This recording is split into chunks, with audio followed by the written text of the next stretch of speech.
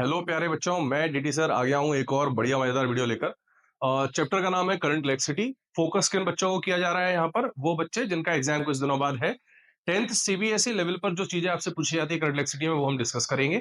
Basically ये वो chapter है जिसमें से ज्यादा न्यूमेरिकल्स पूछे जाते हैं। तो एकदम उस तरीके से हम समझेंगे कि न्यूमेरिकल्स कैसे सॉल्व किए जाएं और इसके कॉन्सेप्ट्स क्या हैं। हालांकि will not enter into detail because this is a sort of revision video आप सभी के लिए। तो ये उनको फायदा करेगा जिन लोगों की तैयारी थोड़ी बहुत हो चुकी है। Let's begin the discussion. Chapter का नाम है करंट इलेक्ट्रिसिटी।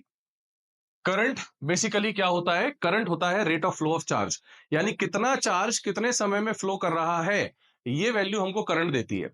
अब करंट होता किसका फ्लो है?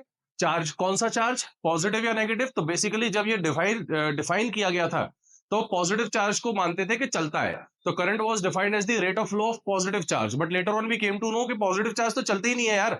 चलता कौन है? नेगेटिव चार्ज, यानी कि इलेक्ट्रॉन। तो उन्होंने फिर उसको चालाकी से घुमाया और उन्होंने कहा कि सर ऐसा हो रहा है कि करंट अगर आगे जा रहा है तो मतलब इलेक्ट्रॉन किधर जा रहा होगा? पीछे जा रहा होगा। क्योंकि इलेक्ट्रॉन पीछे जा रहा है तो इसका मतलब पॉजिटिव चार्ज इवेंचुअली किधर जाता हुआ दिखेगा? पीछे की तरफ। तो अगर मान लीजिए लेफ्ट में इलेक्ट्रॉन जा रहा है तो हमको पॉजिटिव चार्ज किधर दिखाई देगा? राइट में जाता हुआ। तो करंट, अगर मैं आपसे पूछूं कि यहाँ पर मुझे एक छोटा सा वायर दे रखा है और इस वायर में हमने यहाँ पर वोल्टेज अप्लाई किया हुआ है, तो जैसे ही मैं कुछ वोल्टेज अप्लाई करता हूं, उस वोल्टेज के एप्लीकेशन के कारण इस वायर में जो भी करंट होगा वो आगे की तरफ जाएगा। करंट आगे जा रहा है तो इवेंचुअली आप समझ गए होंगे कि इसके अंदर के जो इलेक्ट्रॉन्स है वो किधर जा रहे हैं? पीछे जा रहे हैं।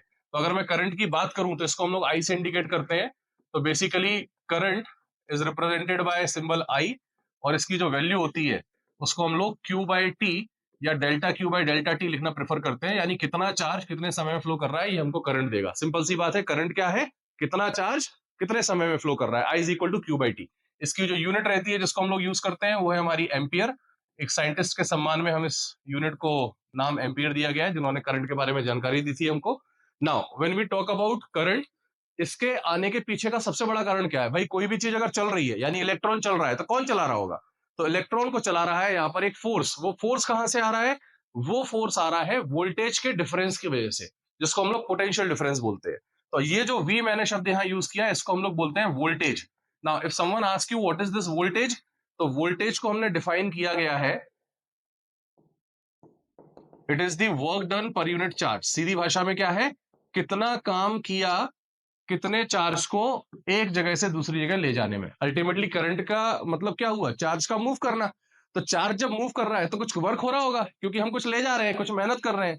तो कितना वर्क किया एक चार्ज को मूव कराने में, that is going to give you the voltage. तो अगर मान लीजिए मैंने यहाँ एक वायर लिया, अब इस वायर में मैं पूछूं करंट कितना है, तो आप कहोगे इसमें वायर में करंट कितना है? जीरो, क्योंकि यहाँ कोई पोटेंशियल डिफरेंस नहीं है। लेकिन अगर इसके दो हिस्सों को मैं एक बैटरी से जोड़ देता हूं कुछ इस तरीके से, जिसका वोल्टेज V होगा, तो अब ये हो गया हमारा हायर पोटेंशियल और ये हो गया हमारे सामने lower potential. Current always flows from higher potential to lower potential. इस वजह से सर्किट में करंट इस तरीके से आएगा। यहाँ एक रजिस्टर का होना जरूरी है, अदरवाइज करंट कहाँ फ्लो करेगा? तो सबसे सिंपल सी बात क्या है, हमने अभी कुछ टर्म्स यूज की है। सबसे पहला करंट क्या होता है? Rate of flow of charge. दूसरा वोल्टेज क्या होता है? इस चार्ज को ले जाने में जो वर्क किया वो पर यूनिट चार्ज कितना है, यानी work done per unit charge. इसकी यूनिट जो होती है वोल्टेज की, उसको हम लोग वोल्ट्स बोलते हैं। इसकी सिंपल सी यूनिट क्या है? वोल्ट्स। चीजों को आप समझें, और जब मैं आपसे कुछ पूछूं तो आप जहां पर बैठे हुए वहां पर ही उसका जवाब दें, तो आपका रिवीजन बहुत ही अच्छे से हो जाएगा, राइट? तो सबसे पहला सवाल, करंट क्या है? Flow of charge. दूसरा सवाल, क्यों करंट फ्लो करता है? वोल्टेज या पोटेंशियल डिफरेंस की वजह से। तो पोटेंशियल डिफरेंस अगर प्रेजेंट है तो वो इलेक्ट्रॉन्स पे फोर्स लगाता है, उस फोर्स की वजह से ये चार्जेस मूव करते हैं। कौन से चार्ज का मूवमेंट करंट देगा? बेसिकली चार्ज तो सिर्फ नेगेटिव ही मूव करता है, लेकिन direction of current is given by the direction of flow of positive charge, जो कि होता नहीं था। तो इलेक्ट्रॉन का उल्टा, यानी इलेक्ट्रॉन राइट में जा रहा है तो करंट लेफ्ट में जा रहा है, इलेक्ट्रॉन लेफ्ट में जा रहा है तो करंट राइट में जा रहा है। इस हिसाब से आप लोग इस चीज को समझ सकते हो।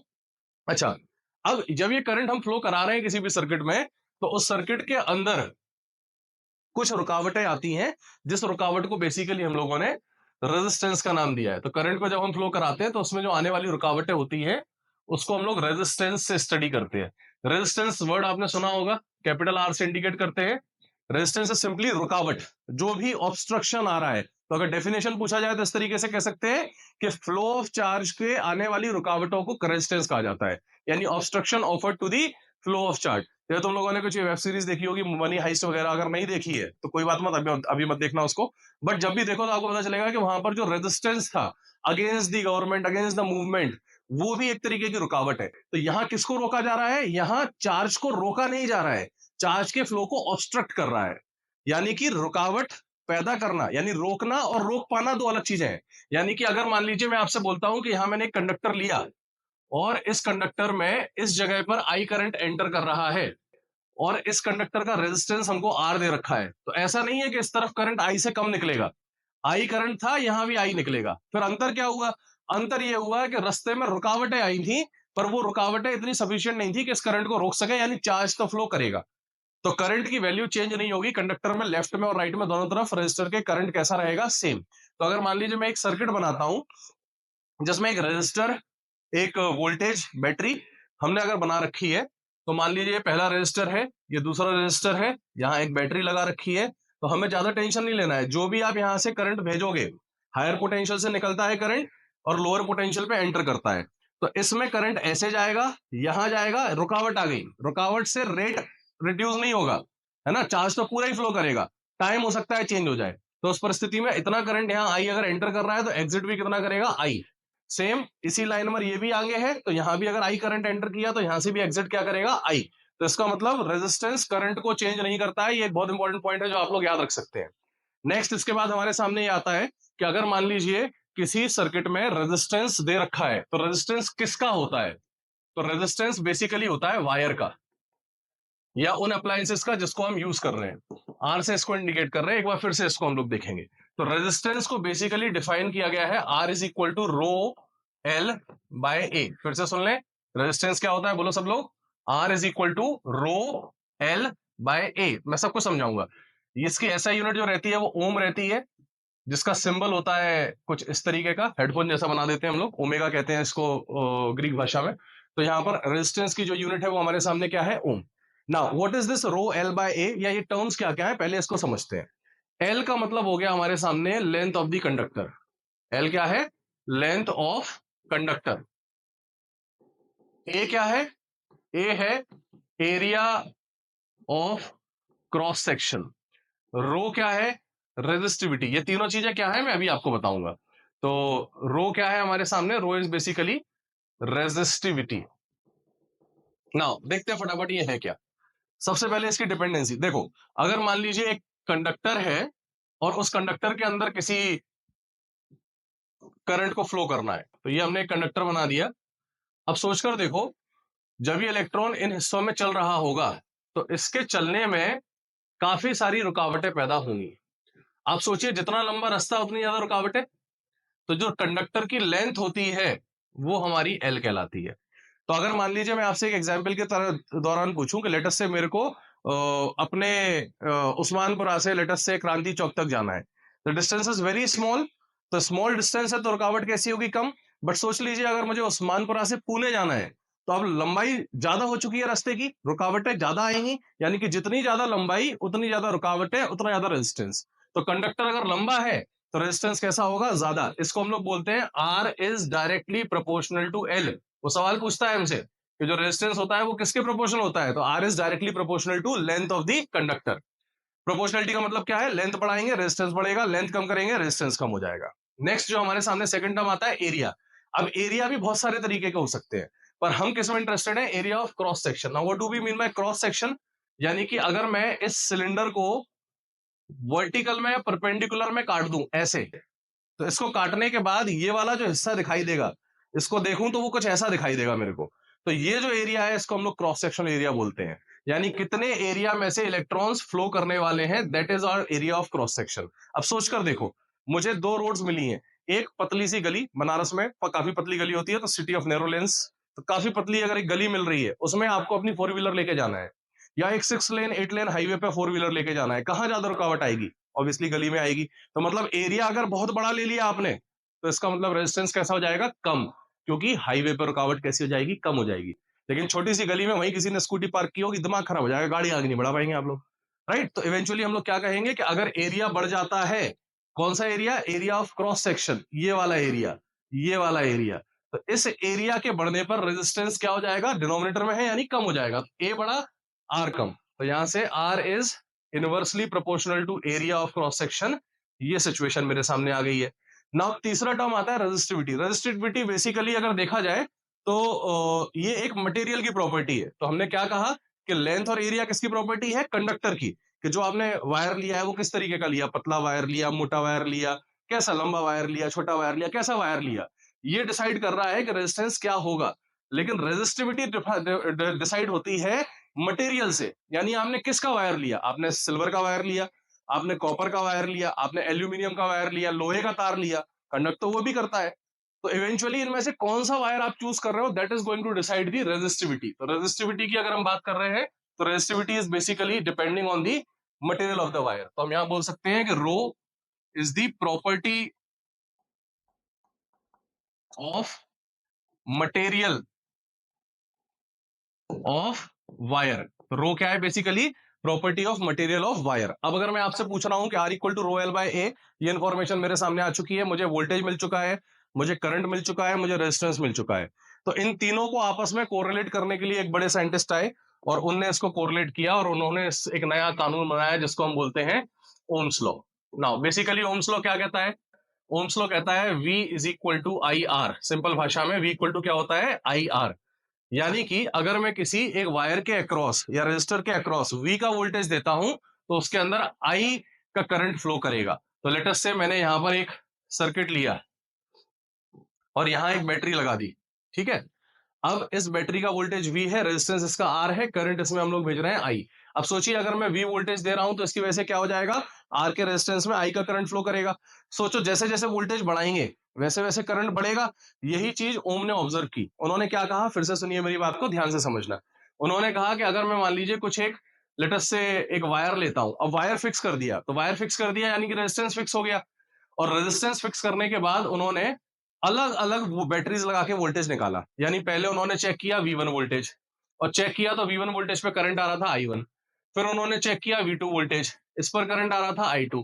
तो यहां से उन्होंने जब इसका रेशियो निकाला तो उन्हें पता चला कि V1 by V2 was coming equal to I1 by I2। और यहां से हमारे सामने स्टेब्लिश हो गई रिलेशन कि V is directly proportional to I।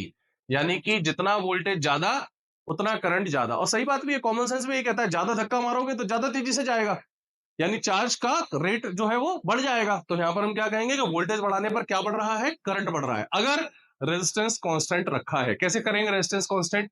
Wire fix कर दो, एक तार ले लो, इसी पे एक्सपेरिमेंट करो। ये नहीं कि पहला एक्सपेरिमेंट कॉपर वायर पे यूज किया, दूसरा सिल्वर पे, तो सब बदल जाएगा, राइट। साइंटिस्ट जो थे उन्होंने क्या किया, इसका एक ग्राफ बनाया। किस किस का ग्राफ बनाया? वोल्टेज का और करंट का। तो ये वोल्टेज है, ये करंट है।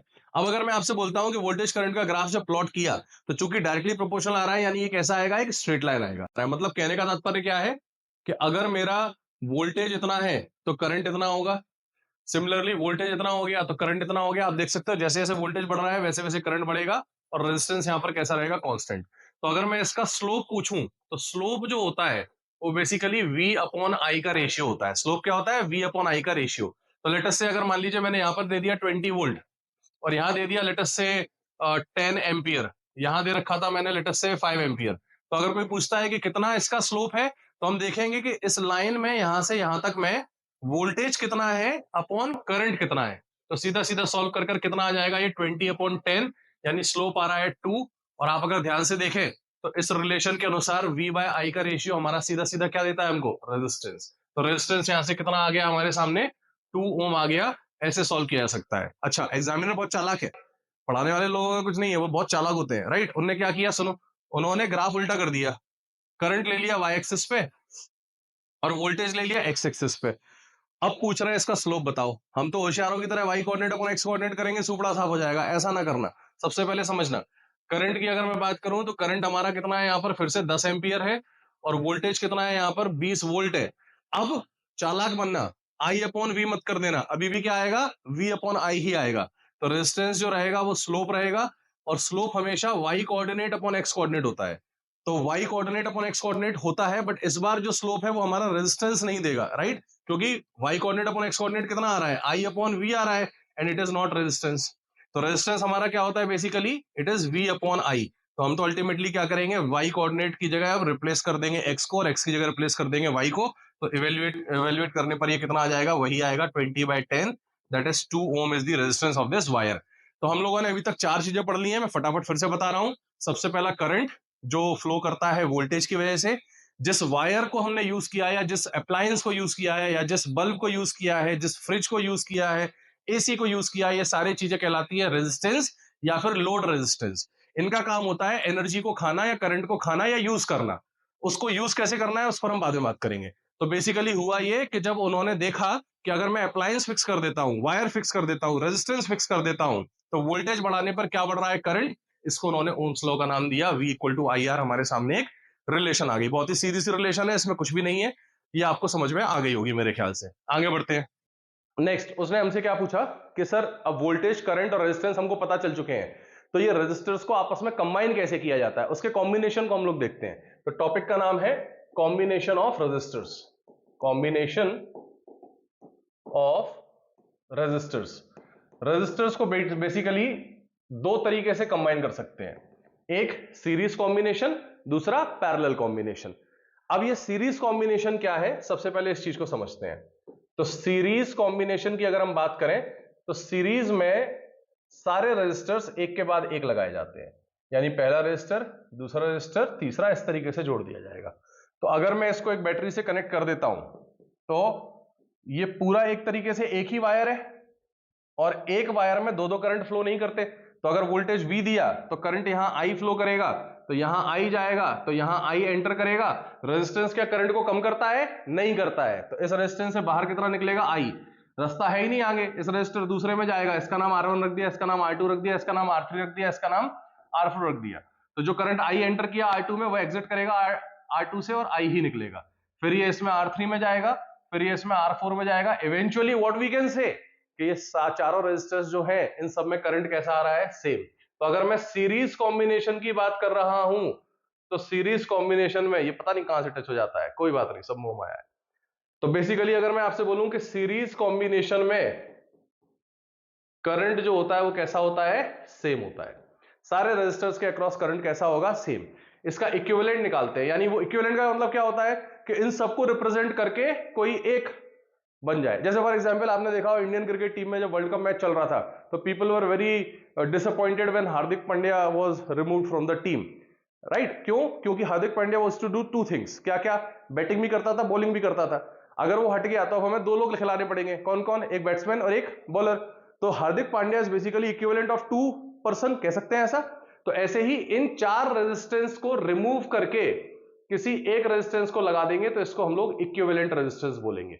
और इसकी जो R इक्विवेलेंट की वैल्यू आती है, इसको सीधा सीधा हम लोग लिख सकते हैं सीरीज कॉम्बिनेशन में R1 plus R2 plus R3 plus R4। सबसे आसान दुनिया में यही है। इसका सवाल भी आता है, राइट। सीरीज कॉम्बिनेशन में क्या हो रहा है, फिर से सुन लो। सीरीज कॉम्बिनेशन में दोनों या तीनों या चारों जितने भी रेजिस्टेंस होंगे सबके अंदर क्या सेम आएगा, करंट सेम आएगा। और करंट अगर सेम आ रहा है तो इक्विवेलेंट रेजिस्टेंस कितना होगा, R1 plus R2 plus R3 plus R4, यानी चारों का सम कर दो। तो कोई पूछे सर सर्किट में करंट कितना फ्लो कर रहा है, तो हम सीधा सीधा बोल देंगे I इज इक्वल टू होता है V बाय R, और R की जगह हम R इक्विवेलेंट ले रहे हैं और R इक्विवेलेंट इतना है, तो सीधा सीधा कितना बन जाएगा, V by R1 plus R2 plus R3 plus R4। A very simple relation जो ऑलरेडी आप लोगों को पता होंगी। देखो ये सब चीजें मेरे ख्याल से तुम सबको पता है, पर हम लोग ये क्यों कर रहे हैं, हम लोग इसलिए कर रहे हैं जिससे कि हमारा लास्ट मोमेंट पे जाने के पहले फटाफट एक रिवीजन हो जाए, कोई भी कॉन्सेप्ट छूटा ना रहे। फिर कुछ क्वेश्चंस देखेंगे तो और क्लैरिटी आएगी। अब हमारे सामने ये इंफॉर्मेशन आ चुकी है कि सीरीज कॉम्बिनेशन में क्या होता है। ठीक इसी प्रकार की एक और कॉम्बिनेशन होती है जिसको हम लोग बोलते हैं parallel combination. Now parallel combination की अगर मैं बात करूंगा तो इसके अंदर वायर्स बदल जाते हैं, यानी ये एक वायर लिया, रेजिस्टर लगाया, ये दूसरा वायर लिया, रेजिस्टर लगाया, तीसरा वायर, रेजिस्टर लगाया, और इन तीनों वायर्स को किसी एक पॉइंट पे जोड़ दिया। ये देखो तीनों के एक एंड को एक एंड पे और दूसरे एंड को दूसरे एंड पर जोड़ दिया। तो ऐसे कॉम्बिनेशन को हम लोग क्या बोल रहे हैं, इसको हम लोग बोल रहे हैं पैरेलल कॉम्बिनेशन। और इसको हमने एक बैटरी से कनेक्ट कर दिया है। तो इवेंचुअली आपको एक बात समझ में आ रही होगी, तीन अलग अलग वायर हैं, इस जगह पर जुड़े हैं। तो किरचॉफ, एक साइंटिस्ट आएंगे, आप लोग आगे पढ़ेंगे, किरचॉफ्स लॉ, उनके अनुसार जितना भी करंट आप यहां भेज रहे हो, अब वो करंट तीनों हिस्सों में बढ़ जाएगा। यानी whatever current we are sending, it will distribute in these three branches. और इस करंट की वैल्यू होगी I1, इसकी वैल्यू होगी I2 और इसकी वैल्यू हो जाएगी बेटा I3। यानी पैरेलल कॉम्बिनेशन में करंट सेम जा रहा है क्या? नहीं नहीं नहीं नहीं नहीं नहीं, पैरेलल कॉम्बिनेशन में करंट सेम नहीं जाएगा, पैरेलल कॉम्बिनेशन में करंट सेम नहीं जाएगा, आपको बोलना है अपनी जगह पर, राइट। तो फिर क्या सेम है यहां पर? तो आप अगर ध्यान से देखो तो ये पॉजिटिव टर्मिनल है, ये नेगेटिव टर्मिनल है, वोल्टेज भी है। तो इस वायर का प्लस यही है, इस वायर का प्लस भी यही है और इस वायर का प्लस भी ये है, क्योंकि यहां से यहां तक अगर आप देखें तो एक ही वायर जुड़ा हुआ है। तो एक ही वायर जुड़ा हुआ है तो जो पॉइंट का वोल्टेज यहां पर होगा वो यही होगा, यहां का वोल्टेज सेम इस जगह पर भी होगा, यहां का वोल्टेज सेम इस जगह पर भी होगा, क्योंकि बीच में कोई रुकावट तो आई ही नहीं है, तो V वोल्टेज यहां पर ट्रांसफर हो जाएगा। सिमिलरली यहां लोअर वोल्टेज जो है वो माइनस यहां पहुंचेगा, तो ये भी रहेगा, ये भी रहेगा और ये भी रहेगा। तो आप अगर ध्यान से देखें तो इस रेजिस्टर के अक्रॉस वोल्टेज है V, इस रेजिस्टर के अक्रॉस वोल्टेज है V और इस रेजिस्टर के अक्रॉस भी वोल्टेज है V। तो अगर कॉम्बिनेशन पैरेलल है तो आसान भाषा में क्या बोलेंगे? Voltage same, right. अगर सीरीज है तो करंट सेम। डायग्राम अगर याद हो गया तो चीजें बहुत आसान। सीरीज आपने सुना भी हुआ है, सीरीज में हम लोग क्या करते थे कि सीधा सीधा उसको जोड़ देते थे, राइट। तो अगर कॉम्बिनेशन आपका पैरेलल है तो वोल्टेज सेम, अगर कॉम्बिनेशन सीरीज है तो करंट सेम। याद कैसे रखें इसको? इसको याद रखने के लिए एक बढ़िया बैडमिंटन प्लेयर है, आपने नाम सुना होगा उनका, पीवी सिंधु। इनका हम ये इंदु हटा देंगे, बचेगा पीवी एसआई। तो इसमें आप याद रख लो, पैरेलल में वोल्टेज सेम, सीरीज में करंट सेम। पीवी सिंधु से क्या याद हो गया हमको कि पैरेलल में वोल्टेज सेम, सीरीज में करंट सेम। तो इसको आप लोग याद रखें, ये बहुत इंपॉर्टेंट है, क्योंकि ये डिसाइड करेगा कि हीट में कौन से फॉर्मूले लगाने हैं, पावर में कौन से, क्योंकि मल्टीपल फॉर्मूले आएंगे सामने, राइट। तो ये हमको इंफॉर्मेशन मिल चुकी है यहां से कि पैरेलल कॉम्बिनेशन क्या होता है। दूसरा हिस्सा, इसका इक्विवेलेंट कैसे निकाला जाता है। तो बेसिकली इन तीनों रजिस्टर को रिप्लेस करना है हमें एक रजिस्टर से। तो अगर एक रजिस्टर से इनको रिप्लेस करना है तो उसके लिए जो रेजिस्टेंस आएगा उसको हम लोग आर इक्विवेलेंट बोलेंगे।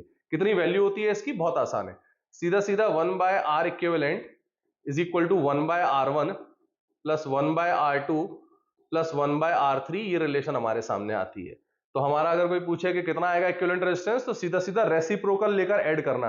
बच्चे गलती कर जाते हैं, लास्ट में सॉल्व करने के बाद इसको उल्टा नहीं करते, उल्टा करना जरूरी है। जैसे फॉर एग्जांपल अगर मान लीजिए उसने आपसे बोला कि मेरे पास 3 रजिस्टर है, राइट, ये 3 दे रखे हैं मेरे को, तो ये तीनों रजिस्टर जो हैं इनकी वैल्यूज हमको दे रखी हैं, लेट अस से this is 2, this is 3, this is 6, और बोला है कि इसका इक्विवेलेंट रेजिस्टेंस कितना होगा इन दो पॉइंट्स के अक्रॉस। तो आप टेंशन मत लेना, आपको क्या करना है, 2, 3, 6 तीनों को यूज करना है। तो एक तो तरीका सीधा सीधा कितना है, 1/R equivalent will be equal to 1/2 plus 1/3 plus 1/6। आप देख सकते हो तीनों का एलसीएम लेना पड़ेगा। एलसीएम कितना आएगा? 6। एलसीएम 6 आ गया तो आप सीधा सीधा कितना कर सकते हो, 2 3 जा 6, 3 1 जा 3 प्लस 3 2 जा 6, 2 1 जा 2, 6 1 जा 6, 1 1 जा 1, तो 3 2 5 और 1 6, 6/6 आ गया। भाई साहब ये तो बहुत सीधा सा हो गया, 6/6 इक्वल टू 1। अब इसमें रेसिप्रोकल नहीं भी लेते तो गलती चल जाती, लेकिन अगर डेटा बदल दूंगा तो रेसिप्रोकल लेना बच्चा भूला, यानी सवाल गलत। तो उल्टा कर दो इसको, तो R equivalent will be equal to 1 ohm. यहां पर हमारे सामने ये सिचुएशन आ जाएगी, right. R equivalent will be equal to 1 ohm, ये इस तरीके से हम लोग कह सकते हैं, राइट। सिंपल सा केस होता है, parallel combination is one of the easiest cases.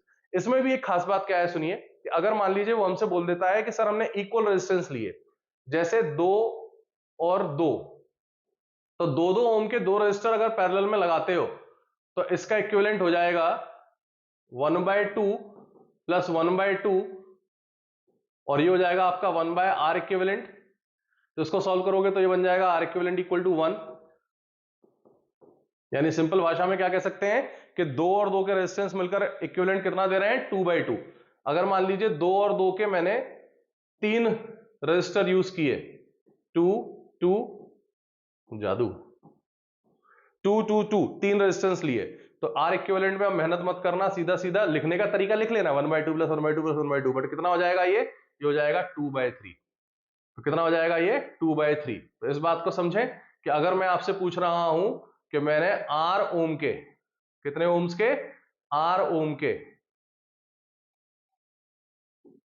N resistors लिए, कितने रेजिस्टेंस लिए हैं, N, तो इन सबको पैरेलल में जब कनेक्ट करोगे तो इसका जो इक्विवेलेंट आएगा वो सीधा सीधा R बाय N हो जाएगा। 1 मार्क में आता है तो बिल्कुल सोचना नहीं, सीधा कर देना। और वहीं पर अगर मान लीजिए कॉम्बिनेशन सीरीज होता, यानी हमने N रजिस्टर R ओम के कनेक्ट किए, ये गायब क्यों हो रहा है, सब मोम आया है। तो N रजिस्टर्स अगर मैंने ऐसे कनेक्ट कर दिए तो इनका इक्विवेलेंट जो आएगा वो सीधा सीधा कितना हो जाएगा, NR। तो R equivalent will be simply given as NR। ये रिलेशन हमारे सामने आ गई है। आई होप यहां तक कोई दिक्कत नहीं होना चाहिए, सभी को क्लियर है ये। एकदम इसको फिर से सुन लेते हैं फटाफट, एकदम 2 मिनट में रिवाइज करो। सबसे पहले हमने पढ़ा करंट। करंट क्या होता है, जो और चार्ज का फ्लो का रेट होता है। फिर हमने पढ़ा वोल्टेज। वोल्टेज क्या होता है, जिसकी वजह से करंट फ्लो करता है। किसके अंदर करंट फ्लो कर रहा है, वायर के अंदर। वायर में क्या आता है, रुकावट। रुकावट को क्या बोलते हैं, रेजिस्टेंस। तो बेसिकली रेजिस्टेंस एक नेसेसरी इविल है, ना हो तो दिक्कत, हो गया तो दिक्कत। कैसे, जैसे फ्रिक्शन।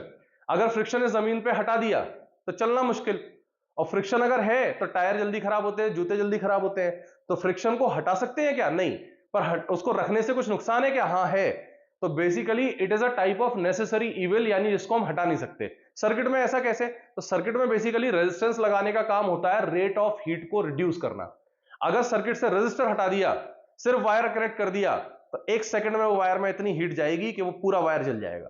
यानी रेजिस्टेंस ना लगाया तो वायर जल जाएगा, और लगाया तो वो लॉस कराएगा। तो इसको हम बोलते हैं नेसेसरी इविल, यानी जरूरत है इसकी, मजबूरी है हमारी, नेसेसरी है, लेकिन नुकसान कराता है। क्यों, जितना भी बिजली का तुम्हारा बिल आ रहा है वो रजिस्टर की वजह से ही आ रहा है। ये रजिस्टर क्या कर रहा है, उस एनर्जी को खा रहा है, यूज कर रहा है, और हीट में डिसिपेट कर रहा है। सबसे बड़ी दिक्कत तो यही है, किसमें डिसिपेट कर रहा है, हीट में। तो इसीलिए resistance is a basically unnecessary evil.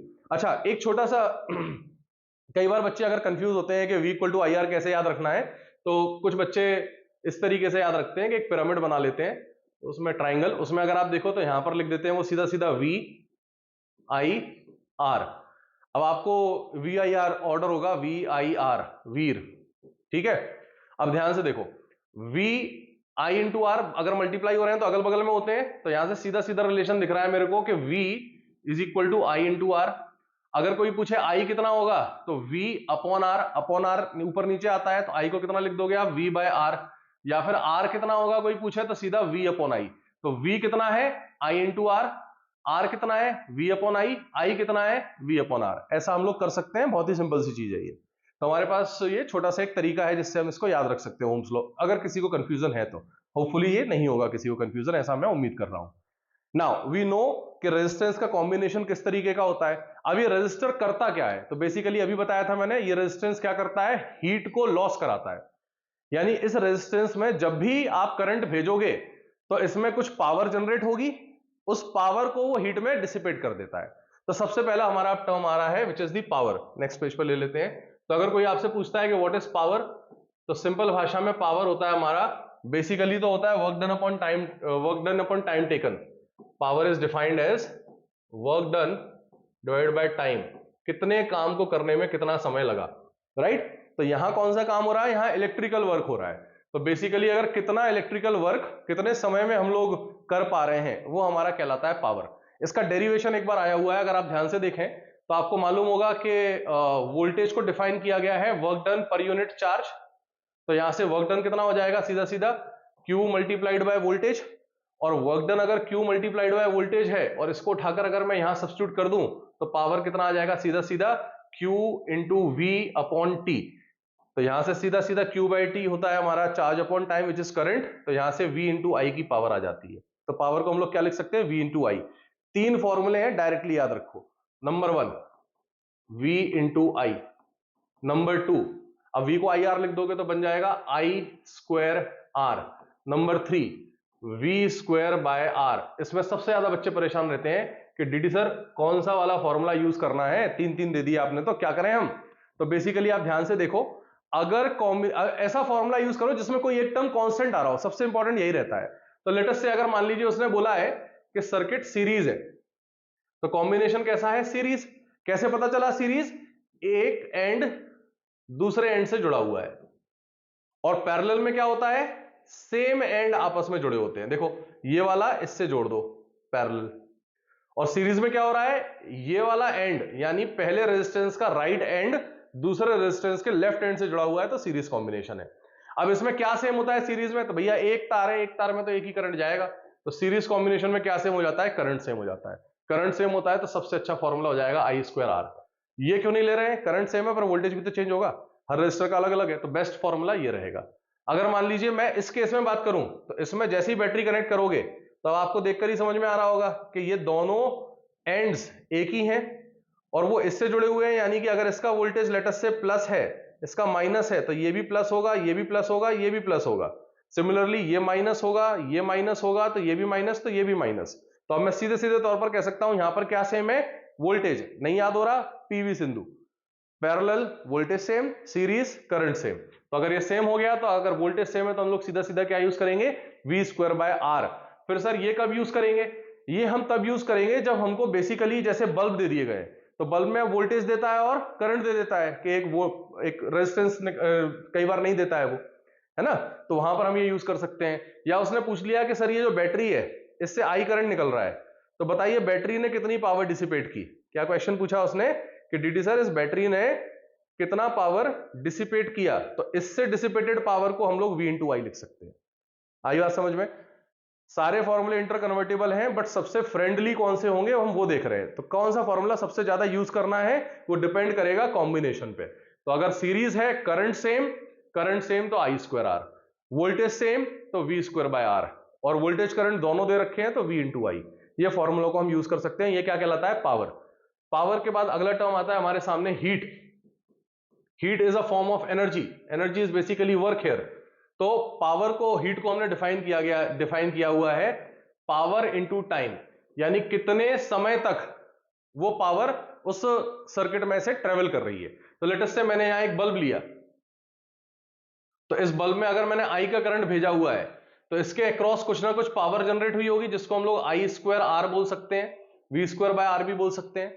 तो ये कितनी देर तक जला बल्ब, वो डिपेंड करेगा बल्ब कितना गर्म हो रहा है। अगर आपने देखा हो तो ट्यूबलाइट्स में, खैर एलईडीज में उतना ज्यादा हीट नहीं होता, बट पहले आपने देखा होगा बल्ब आते थे वो 100 वाट के, 200 वाट के, येलो वाले। उस बल्ब को तुम जलाओ थोड़ी देर और फिर हाथ लगाओ तो थोड़ा गर्म हो जाता था।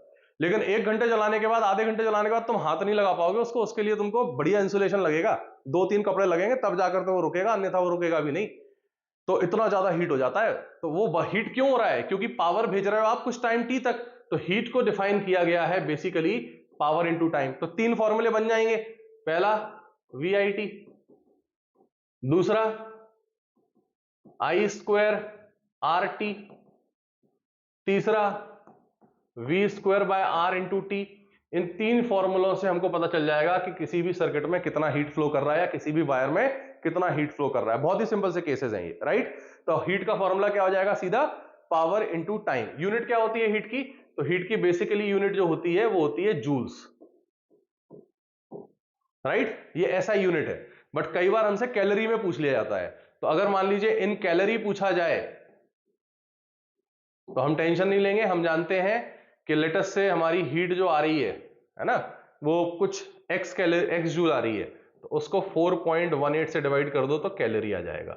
बट एक्स किस में होना चाहिए, जूल्स में। तो एक्स जूल्स है तो उसको कन्वर्ट करना है तो 4.18 से हम डिवाइड कर देंगे। सिंपल सी बात है ये इंफॉर्मेशन हमको पता होनी चाहिए, राइट। तो हमको हीट पता चल गया, हमको पावर पता चल गया है, हम लोगों ने वर्क के बारे में भी देख लिया है। अब इसके बाद छोटे छोटे 2 कॉन्सेप्ट्स और आते हैं, जिनमें से एक हिस्सा है कि घर में जो सप्लाई आती है, अब वो जूल में हम काउंट नहीं करते। मालूम क्यों नहीं करते काउंट जूल में, क्योंकि मान लो अगर तुमने अपने घर में एक एसी चला दिया, एवरेज लेटेस्ट से 4-6-7 घंटे पर डे चल रहा है, तो 7 घंटे या 8 घंटे एसी डेली चलता है, तो एक दिन में वो पावर जो खर्च करता है वो लगभग 80 लाख 70 लाख के आसपास रहती है जूल में। बहुत बड़ी यूनिट हो गई 70 लाख जूल। अब सोचो अगर मान लीजिए मैं ऐसे 3 एसी चला रहा हूं और उसको फिर महीने भर चला रहा हूं, करोड़ों में बिल नहीं, करोड़ों में एनर्जी आएगी जूल। तो हमारे लिए डिकोड करना बहुत मुश्किल हो जाएगा, क्योंकि बिल आना है रुपए में और एनर्जी यूज हो रही है करोड़ों में। तो इसके लिए हमने एक दूसरी यूनिट बनाई जो डोमेस्टिक यूज के लिए हम लोग इस्तेमाल करते हैं, इसीलिए इसका नाम है डोमेस्टिक यूज। और वो यूनिट जो होती है हीट की, वो होती है किलो, जिसका के स्मॉल रहता है, वॉट आर। नाम से ही समझ में आ रहा है, किलो, किलो का मतलब होता है 1000, वॉट पावर की यूनिट है, ये याद रखिएगा। पावर की ऐसा यूनिट जेम्स वॉट के नाम पे W लिखी जाती है, वॉट लिखते हैं उसको, वैट बोलते हैं कुछ लोग, लेकिन ठीक है वॉट होता है वो। तो यहां पर हमने वॉट ले लिया। यानी पावर है ये बेसिकली हमारी। तो इसको हम लोग लिख सकते हैं कि this is nothing but the power. W को वर्क मत समझ लेना, वॉट को रिप्रेजेंट कर रहे हैं हम यहाँ, और R मतलब 1 आवर। तो 1 आवर का मतलब कितना होता है 60 मिनट्स इंटू 60 सेकेंड्स, राइट। तो ये हो जाएगा आपका 3600 सेकेंड्स। तो बेसिकली ये आपकी ज्यादा कॉमन यूनिट है किलोवाट आवर। तो कोई पूछे कि 1 किलोवाट आवर में कितने जूल होते हैं, तो 1 kilowatt hour is equal to कितना बोलेंगे हम 1000 इंटू 3600, है ना। और पावर कितना दे दी हमको 1 वॉट दे दी गई है। तो यहां पर 1 किलोवाट आवर जो बन जाएगा हमारा वो बेसिकली बन जाएगा 3600 इंटू 1000 यानी 3.6 इंटू 10⁵ जूल्स। तो ये याद रख सकते हैं आप 1 किलोवाट आवर किसके बराबर है, 1 kilowatt hour is basically equal to kilowatt hour is basically equal to how much 3.6 into 10⁵ joule. बड़े आसानी से निकाला जा सकता है। ये डोमेस्टिक यूज में डोमेस्टिक सप्लाई में यूज होने वाली यूनिट है, राइट। तो जो घरों में हमारे यूनिट आती है वो इसमें आती है। किलोवाट आवर को हम लोग यूनिट्स में कन्वर्ट करते हैं, फिर वो 100 यूनिट 200 यूनिट इस हिसाब से आपके पास बिल आता है। तो अगर मान लीजिए कोई आपसे बोल रहा है कि 10 यूनिट बन रही है, तो पर यूनिट का कुछ रेट रहता है, लेट अस से 8-10 रुपए, और 10 यूनिट अगर बन रही है तो 10 इंटू 10 100 रुपीज का आपका बिल हो जाएगा। 100 यूनिट बन रही है तो 100 इंटू 10 1000 रुपए का बिल हो जाएगा। तो बिल कैसे डिसाइड हो रहा है आपको समझ में आ रहा होगा मेरे ख्याल से। ये तो ये डोमेस्टिक यूज में हम लोग इसको ले सकते हैं, राइट। अब एक और छोटे छोटे कुछ पॉइंट्स हैं जो आपको पता होना चाहिए अदर देन, इनमें एक वर्ड होता है which is fuse. Fuse basically क्या होता है, या फ्यूज वायर क्या होता है, तो आप लोगों ने अगर पता नहीं देखा या नहीं, बट घर में बाहर आपने देखा होगा एमसीबी लगी रहती है। उस एमसीबी की जगह, एमसीबी देखा है आपने, वो एक ऐसा टुक टुक ऊपर नीचे करते हैं उसको, तो जैसे हाई लोड आता है तो वो एमसीबी गिर जाती है। अब पहले क्या होता था, पहले ये एमसीबी नहीं चलती थी, तो बेसिकली वो क्या करते थे, हर बड़े बोर्ड के बाहर या जो मीटर थे उनके बाहर वो एक इस टाइप का एक स्ट्रक्चर जो है वो लगाते थे। इसका साइड व्यू अगर आप देखोगे तो उसमें ऐसी 2 पिन्स होती थी, और उन पिन्स के बीच में एक वायर कनेक्ट किया जाता था, ठीक है। कॉपर के वायर को छीलकर यहां डाल देते थे।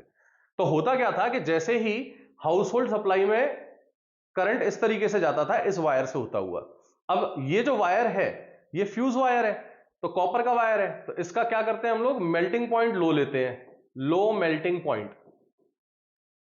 तो इससे क्या हो जाता है कि जैसे ही घर में आने वाली सप्लाई इस वायर से गुजरती है, तो अगर वो सेफ लिमिट में है सप्लाई तो ये वायर कंडक्ट करता है। लेकिन अगर एकदम से करंट बढ़ जाता है तो करंट के बढ़ने की वजह से ये वायर जो है वो मेल्ट कर जाएगा, और वायर मेल्ट कर गया तो सर्किट ब्रेक हो गया, और ब्रोकन सर्किट में करंट फ्लो नहीं करता, करंट केवल क्लोज सर्किट में ही फ्लो करता है। तो हमारे अप्लायंसेस बच जाते थे। उसके लिए हम लोग किसको यूज करते हैं, फ्यूज वायर। तो बेसिकली फ्यूज वायर किस लिए बनाया गया, जिससे हमारे घर का प्रोटेक्शन हो सके, अप्लायंसेस का प्रोटेक्शन हो सके। काफी बार आग लगती थी पहले घरों में, आजकल भी लगती है। अब ये लेकिन प्रॉब्लम इसमें क्या थी, इसमें प्रॉब्लम सिर्फ ये थी कि ये वायर जल जाएगा, तो सही कैसे करेंगे, इस फ्यूज को निकालेंगे, एक कॉपर का वायर लेंगे, फिर उसको 2 जगह पर फिर से बांधेंगे, फिर फ्यूज को लगा देंगे। तो इवेंचुअली मेहनत ज्यादा हो रही है, मनुष्य मेहनत करना नहीं चाहता, तो मनुष्य क्या करता है, मनुष्य सिंपली क्या करता है, इस फ्यूज वायर की जगह अब एमसीबी यूज करते हैं। तो हम लोगों ने घरों पे एमसीबी लगा दी, एमसीबी में एकदम से ट्रिप हो जाती है, ट्रिप होने की वजह से कनेक्शन ब्रेक हो जाता है, फिर से उठा दो तो फिर से कनेक्ट हो जाएगा, सर्किट कंप्लीट हो जाएगा। तो हाई वोल्टेज आते से ही वो ट्रिप कर जाती है एमसीबी, गिर जाती है एमसीबी, घर की कुछ हिस्सों की लाइट चली जाती है, उठा दो एमसीबी को तो फिर से वापस घर में सप्लाई आ जाएगी।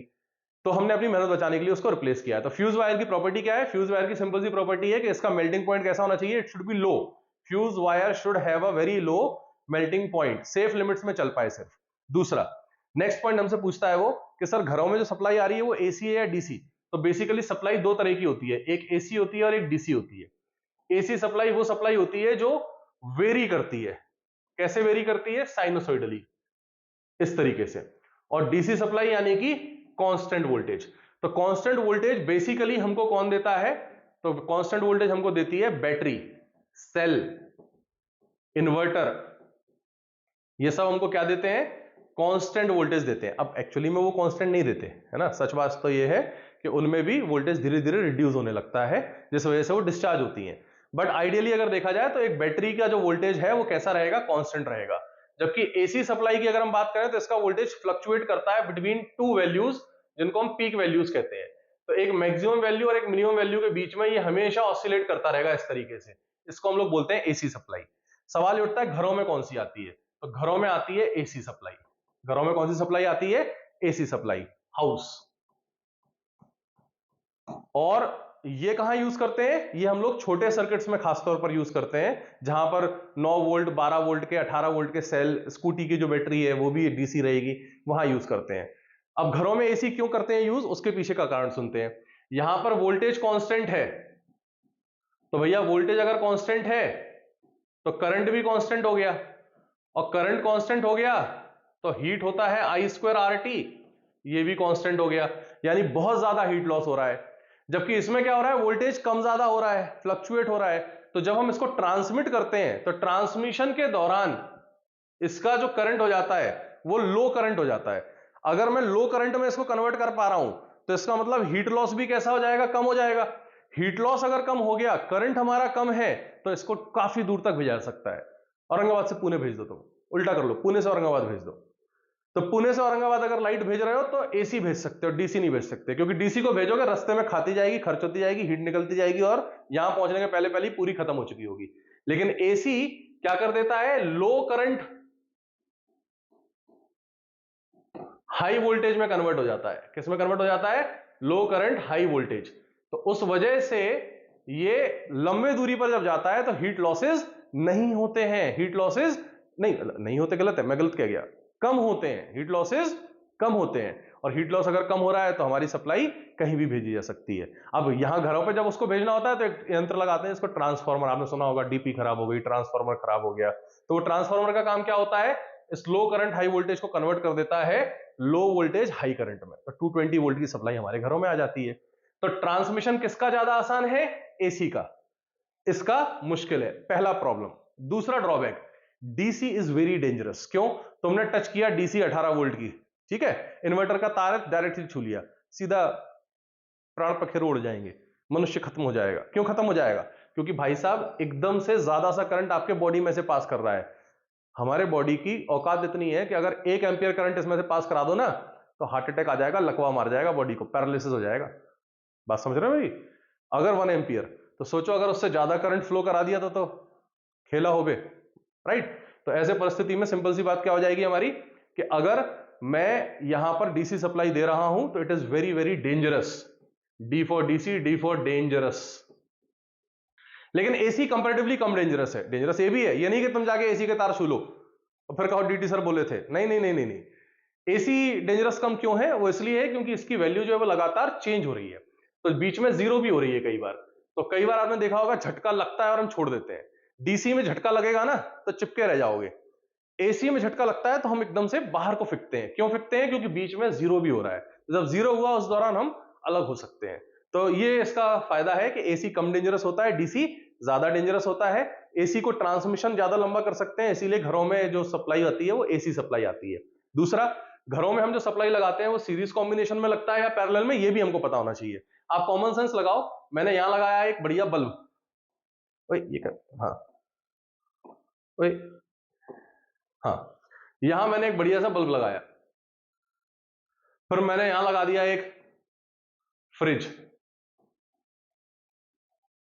फिर मैंने इससे कनेक्ट कर दिया अपना एसी। आप देख सकते हो ये सब किस में कनेक्टेड है? सीरीज में। तो जैसे ही आप यहां करंट भेजोगे आई, ये बल्ब में जाएगा, यही आई फ्रिज में जाएगा, यही आई एसी में जाएगा। अब देखो क्या हो रहा है, बल्ब को चाहिए अलग आई, फ्रिज को चाहिए अलग आई, एसी को चाहिए अलग आई, सबकी पावर अलग होती है। जैसे आपने घर में देखा होगा कि जहां भी आपके एसी वगैरह लगे रहते हैं वहां एक बड़ा मोटा सा पावर प्लग लगता है, 3 पिन वाला मोटा बड़ा, है ना? उस पर लिखा होगा, अगर आप कभी पढ़ोगे, 15 एम्पियर का स्विच। तो 15 एम्पियर का स्विच कहां यूज करता है? जहां लोड ज्यादा होता है, जैसे एसी हो गया, राइट, मोटर हो गया, गीजर हो गया, तो वहां बड़े 15 एम्पियर के स्विच लगते हैं। और बाकी ये जो नॉर्मल छोटे छोटे स्विच होते हैं जो घरों में दीवारों पे लगे रहते हैं, वो 15 एम्पियर के नहीं रहते हैं, वो छोटे स्विच होते हैं, क्योंकि उसमें उतनी पावर यूज नहीं होनी, वो बल्ब जलाने के लिए यूज हो रहे हैं। तो पहली प्रॉब्लम तो ये हो गई कि ये सब सर्किट बेकार है। क्यों? ये सब का यूजेज ऑफ पावर अलग अलग है, लेकिन करंट सब में कैसा भेज रहे हो तुम? सेम भेज रहे हो। तो दूसरा इसका प्रॉब्लम क्या है कि मान लो गलती से बल्ब फ्यूज हो गया। अब बल्ब फ्यूज अगर हो गया तो करंट यहां से 0 हो जाएगा। तो बल्ब लेट अस से फ्यूज्ड, तो बल्ब फ्यूज होते से ही ये सर्किट टूट गया। अब यहां फ्रिज था, यहां एसी था, करंट यहां से भेज तो रहे हो, यहां पहुंच नहीं रहा, क्योंकि current always follows closed path. तो बेसिकली जो करंट था वो सर्किट में कितना हो गया, 0, बेकार हो गया कि नहीं। तो इसीलिए सीरीज कॉम्बिनेशन कभी भी घरों में नहीं लगाते हैं। घरों में कौन सा कॉम्बिनेशन लगाते हैं, पैरेलल कॉम्बिनेशन लगाते हैं। तो अगर मान लीजिए मैंने एक रजिस्टर ऐसा लिया, लेट अस से इसको बल्ब, फिर से वही बोल देते हैं, यहां हमने ले लिया फ्रिज, यहां ले लिया हमने एसी। अब जिसकी जैसी जरूरत है वैसा उसको करंट भेज देंगे, इसको I1 भेज देंगे, इसको I2 भेज देंगे, इसको I3 भेज देंगे। वोल्टेज तो सबको सेम ही जा रहा है।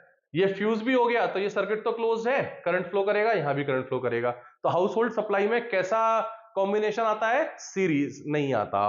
कौन सा आता है, पैरेलल। सीरीज कॉम्बिनेशन नहीं आता है। Series combination house hold supply में यूज नहीं करते हैं, पैरेलल यूज करते हैं। दूसरा एक एक्सपेरिमेंट, अभी तो खैर अब समय नहीं है, बट भविष्य में मैं तुमको दिखाऊंगा अगर मौका पड़ा तो। आपने देखा, आपको दिखाऊंगा। तो उसमें क्या होता है कि अगर मान लीजिए मैं सीरीज कॉम्बिनेशन में 2 बल्ब लगाता हूं, राइट, एक 100 वॉट का लगाता हूं, एक 200 वॉट का लगाता हूं, तो कमाल की बात देखिएगा, ये 200 वॉट का जो बल्ब होता है हमारा, 200 वॉट का, वो बहुत कम ग्लो करेगा, जबकि पावर इसकी बहुत ज्यादा है। और पैरेलल कॉम्बिनेशन में अगर मैंने लगाया तो 200 वॉट का जो है वो ज्यादा ग्लो करेगा, 100 वॉट का कम ग्लो करेगा। ऐसा क्यों होता है, चर्चा की जाएगी 11th-12th में, बट फिलहाल ये जानकारी आपके सामने होना चाहिए। ये पूरा कॉन्सेप्चुअल इंफॉर्मेशन है जो मेरे हिसाब से मैंने आपको बता दिया है, राइट। अच्छा, एक और चीज होती है इसमें, अब तब बता ही रहा हूं तो एक और चीज बता देता हूं कि अगर मैं एमीटर और वोल्टमीटर, 2 यंत्रों की बात करूं, तो एमीटर और वोल्टमीटर 2 बेसिकली डिवाइस है। एमीटर का काम होता है करंट मेजर करना, एमीटर का काम होता है करंट मेजर करना, और वोल्ट मीटर का काम होता है वोल्टेज मेजर करना। वोल्टेज 2 पॉइंट्स का निकालते हैं, करंट सर्किट का निकालते हैं। तो आप कॉमन सेंस लगाएंगे, देखो ये रहा पहला रेजिस्टेंस, ये रहा दूसरा रेजिस्टेंस, ये रही एक बैटरी। अगर मुझे R1 के अक्रॉस करंट निकालना है, तो अक्रॉस करंट निकालना है मतलब उस एमीटर में से करंट जाना चाहिए। तो उस एमीटर को हवा में लगा सकते हैं क्या कहीं, नहीं नहीं नहीं नहीं, जितना करंट इसमें से जा रहा है सारे का सारा मेजर करना है, तो यहां लगा दो एमीटर। यानी एमीटर सर्किट में हमेशा कैसे लगेगा, इन सीरीज। क्या बोला मैंने, एमीटर सर्किट में हमेशा कैसे लगेगा, इन सीरीज। तो अगर मान लीजिए ये हमारा एमीटर है, यहां हमने ऐसे बना दिया, तो ये सर्किट में सीरीज में लगता है। तो अब आई करंट अगर इसमें जा रहा है तो यही आई इस रेजिस्टेंस में जाएगा, यही आई इस एमीटर में जाएगा, यही आई इस एमीटर से निकलेगा, तो इवेंचुअली ये रीडिंग कितनी दे देगा, आई दे देगा। तो एमीटर हमेशा किस में होता है, सीरीज, कनेक्टेड इन सीरीज।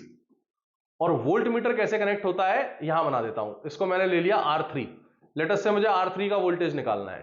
तो R3 का अगर वोल्टेज निकालना है तो उसके लिए मैं सिर्फ क्या करूंगा, वोल्टेज कहां होता है, 2 एंड्स का। तो एक एंड ले लिया ये वाला, एक एंड ले लिया ये वाला, जो R3 के 2 एंड्स हैं, और इन दोनों एंड्स को कनेक्ट कर दिया मैंने वोल्ट मीटर से। तो वोल्ट मीटर कहां कनेक्ट होता है हमेशा, इन पैरेलल। और एमीटर कहां कनेक्ट होता है, in series. Volt meter in parallel, ammeter in series, याद रख लो, राइट।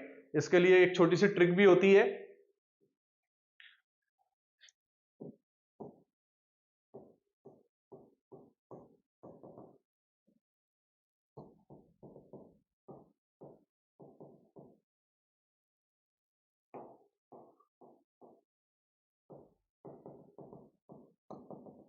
क्या है trick, I am sleeping very patiently.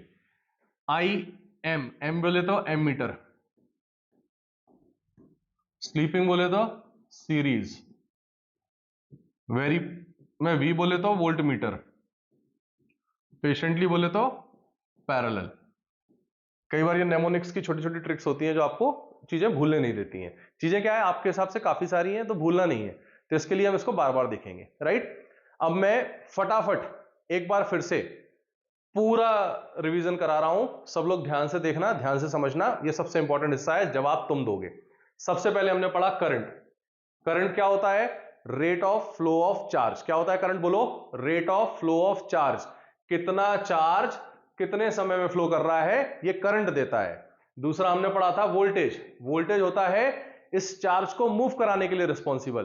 कितना काम किया, कितना वर्क किया, एक चार्ज को ले जाने में, यानी work done per unit charge हमारा हो जाएगा वोल्टेज। इस वोल्टेज की वजह से आई आता है, इस वोल्टेज की वजह से आई आता है। मेरे पीछे पीछे बोले सब लोग, current Q by T, voltage W by Q, voltage की वजह से करंट आ रहा है। रिलेशन बनाई गई एक मटेरियल के लिए, तो V आया I के डायरेक्टली प्रोपोर्शनल, यानी V इक्वल टू कितना हो जाएगा हमारे सामने IR। तो V इक्वल टू IR को हम लोगों ने नाम दिया था ओम्स लॉ। वोल्टेज बढ़ाओगे करंट बढ़ेगा, वोल्टेज कम करोगे करंट कम होगा, लेकिन मटेरियल एक ही होना चाहिए वायर का। वायर मत बदल देना, मटेरियल प्लस लेंथ वेंथ कुछ चेंज मत कर देना। फिर हम लोगों ने पढ़ा आर, आर होता है रो एल बाय ए, यानी कि रो रेजिस्टिविटी है, ये मटेरियल की प्रॉपर्टी है, कॉपर है सिल्वर है, तो आर क्या होता है रो एल बाय ए। एल बढ़ाएंगे तो आर बढ़ेगा, एल बढ़ाएंगे तो आर बढ़ेगा, ए बढ़ाएंगे तो आर कम होगा, ए बढ़ाएंगे तो आर कम होगा, क्योंकि इनवर्स रिलेशन है। तो R is directly proportional to L, inversely proportional to area. ये भी पूछा जा चुका है, आप लोगों ने देख लिए होंगे पीवाईक्यूज, राइट। इसके बाद रेजिस्टेंस के बाद नेक्स्ट हमारे सामने जो टर्म आता है वो होता है पावर। पावर जो होता है वो सीधा सीधा होता है वर्क डन अपॉन टाइम। यहां पर हम लोग जब इसको यूज करते हैं करंट इलेक्ट्रिसिटी में, तो इस पावर के दो तीन फॉर्मूले बना लिए हम लोगों ने। इसमें पहला फॉर्मूला होता है आई स्क्वायर आर, सबसे ज्यादा यूज होता है अगर आई कांस्टेंट है। वी स्क्वायर बाय आर कब यूज होता है, वी कांस्टेंट है। तीसरा v इंटू आई, जब दोनों चीजें दे रखी हो तो हम लोग इसको यूज करते हैं।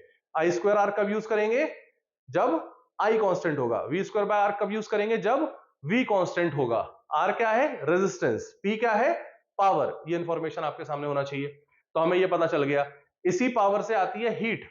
हीट कितना हो जाता है आई स्क्वायर आर टी, या फिर V square by R T, या फिर वी आई टी, यानी टाइम से मल्टीप्लाई अगर कर देता हूं पावर को तो मुझे क्या मिल जाएगी हीट। इसके बाद हम लोगों ने पढ़ा था कि इसकी बड़ी यूनिट जो यूज होती है वो है किलोवाट आर, क्योंकि जूल जो होती है वो बहुत ज्यादा वैल्यूज देती है हमको, तो किलोवाट आर हमको यूज करना पड़ती है। और 1 किलोवाट आर कितना हो जाता है 3.6 into 10 to the power of 5 joules.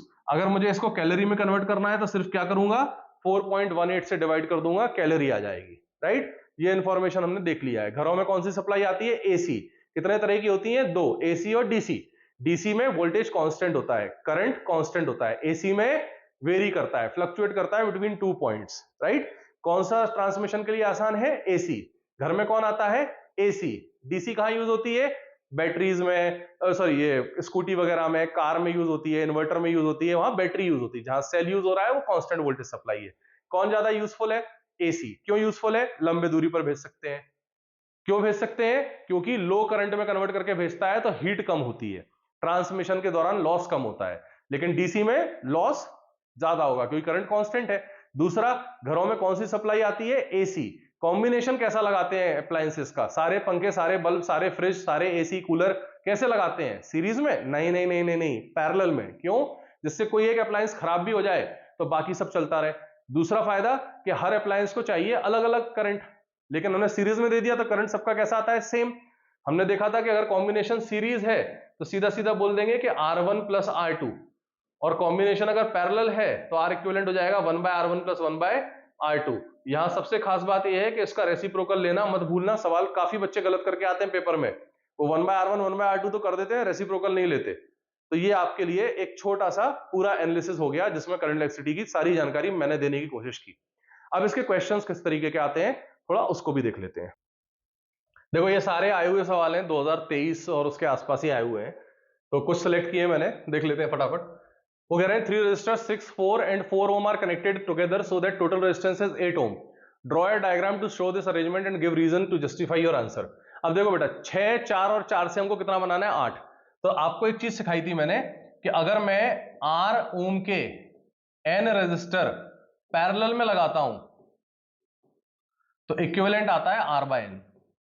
ऐसे सवालों में सबसे पहले क्या किया करो सीरीज में लगाओ। तो अगर मान लीजिए मैंने 6 ओम का एक लिया और दूसरा मैंने 4 ओम का लिया और तीसरा 4 ओम का लिया, तो 6 4 4 तो मिलकर हो जाएंगे 14, सब बेकार हो गया, 6 प्लस 4 प्लस 4। तो अब दिमाग लगाएंगे, अब हम क्या करेंगे इन 4 को पैरेलल में कनेक्ट कर दो।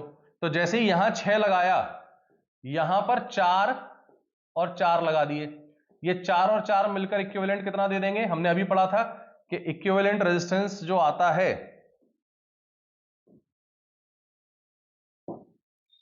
इक्विवेलेंट रेजिस्टेंस जो आता है इन दोनों का वो आ जाएगा 4/2 यानी कि 2। तो 2 और ये 6 मिलकर कितना दे देंगे हमको, फाइनली हमको मिल जाएगा 8। तो उन्होंने क्या कहा है, 3 resistors of 6, 4, 4 are connected together so that we get a total resistance of 8 ohm. तो ड्रॉ द डायग्राम। तो डायग्राम कैसे बनाओगे, सिंपली ये लगा दिया हमने 6 ओम का, ये लगा दिया हमने 4 ओम, 4 ओम, खत्म, सॉल्व हो गया ये ऐसा सर्किट। और कंप्लीट बनाना है सर्किट तो यहां पर नीचे एक बैटरी बना देंगे। अब ये हमारे सामने जो टोटल इसका इक्विवेलेंट आएगा वो कितना आ जाएगा, 8 ओम आ जाएगा। ठीक है, कैसे करना है फिर से सुन लो। पहले क्या करेंगे, सीरीज में लगा के देखो, फिर जो एक्स्ट्रा आ रहा होगा, जैसे 6 के बाद हमको 8 चाहिए तो 8 लाना है, तो इसके लिए हमें क्या करना पड़ेगा, 2 और जोड़ना है। तो 2 जोड़ने के लिए 4 4 को कैसे करेंगे, पैरेलल में। तो याद रखना पैरेलल में R/N हो जाता है और सीरीज में NR हो जाता है। सिंपल क्वेश्चन था, आई होप सबको समझ में आया होगा। Next, 2 LED bulbs of 12 watt and 6 watt are connected in series. If the current through 12 watt is 0.06 ampere, the current through, देखो कितना घटिया सवाल है ये, मतलब दुनिया का सबसे घटिया। 12 watt, 6 watt और सीरीज दिख रहा है। सीरीज मतलब यहां एक बल्ब, यहां दूसरा बल्ब। भाई साहब अगर बल्ब सीरीज में लगे हैं तो करंट दोनों में सेम जाता है, तो इसमें अगर 0.06 एम्पियर जा रहा है तो इसमें भी 0.06 एम्पियर ही जाएगा। लल्लू सवाल, एक नंबर का। नेक्स्ट, अच्छा अगर किसी को कोई और डाउट रह जाते हैं या कुछ और समझना है तो नीचे कमेंट में आप बता देना मेरे को, मैं ये सब बोल नहीं पाया ना, बोलता हूं मैं, तो कुछ भी अगर हेल्प चाहिए हो तो कमेंट में बताना, I will try to help you. Next, अब देखो ये भी लल्लू, अब इसको समझो, ये सीखना जरूरी है। कैसे पता करें कि इसमें सीरीज पैरेलल कॉम्बिनेशन कैसे सॉल्व करें। भाई साहब आप सिर्फ ये देखो कि दोनों वायर सेम पॉइंट से कनेक्टेड है ना पैरेलल, तो ध्यान से देखें तो ये वाला वायर यहां मिल रहा है और ये वाला यहां मिल रहा है और दोनों यहां मिल रहे हैं। सिमिलरली ये दोनों पॉइंट्स भी यहां मिल रहे हैं, तो आप देख सकते हो ये वायर और ये वायर एक ही पॉइंट से कनेक्टेड है, तो ये हो गए हमारे पैरेलल में। और 2 और 2 का इक्विवेलेंट कितना होता है, 1, हमने अभी सीखा था ये। सिमिलरली ये 2 और 2 का इक्विवेलेंट भी कितना हो जाएगा, 1। सिमिलरली ये 2 और 2 का इक्विवेलेंट भी कितना हो जाएगा, 1। और ये 2 और 2 का भी इक्विवेलेंट कितना हो जाएगा, 1। राइट,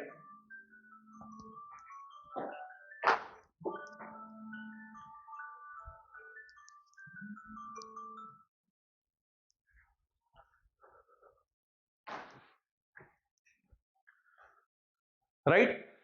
तो अगर इनका 1 आ गया, क्यों 1 आ रहा है फिर से सुन लो। मैंने क्या कहा कि भैया अगर एक पॉइंट से 2 रजिस्टर ऐसे जुड़े हुए हैं तो सेम वायर जो है, ऐसे समझ लो, इस R1 का L, इस R2 का L, LL जुड़ा हुआ है, इसका राइट जुड़ा हुआ है, पैरेलल कॉम्बिनेशन। और अगर ये 10-10 ओम के 2 होते तो 10/2, 10-10 ओम के 3 होते तो 10/3। तो यहां 2-2 ओम के 2 है, तो यानी 1-1-1-1। तो अब सर्किट हमारा रिड्यूस हो गया कैसा, कि हमारा ये रहा A पॉइंट, यहां जुड़ा हुआ है 2, यहां सॉरी चेंज हो गया था ये, तो ये हो गया हमारा 1, राइट। तो ये रेजिस्टेंस था, तो ये हो गया हमारा 1, ये हो गया 1, ठीक है। ये आ गया B वाला हिस्सा, तो A B, राइट। सिमिलरली नीचे यहां 1 और यहां भी 1।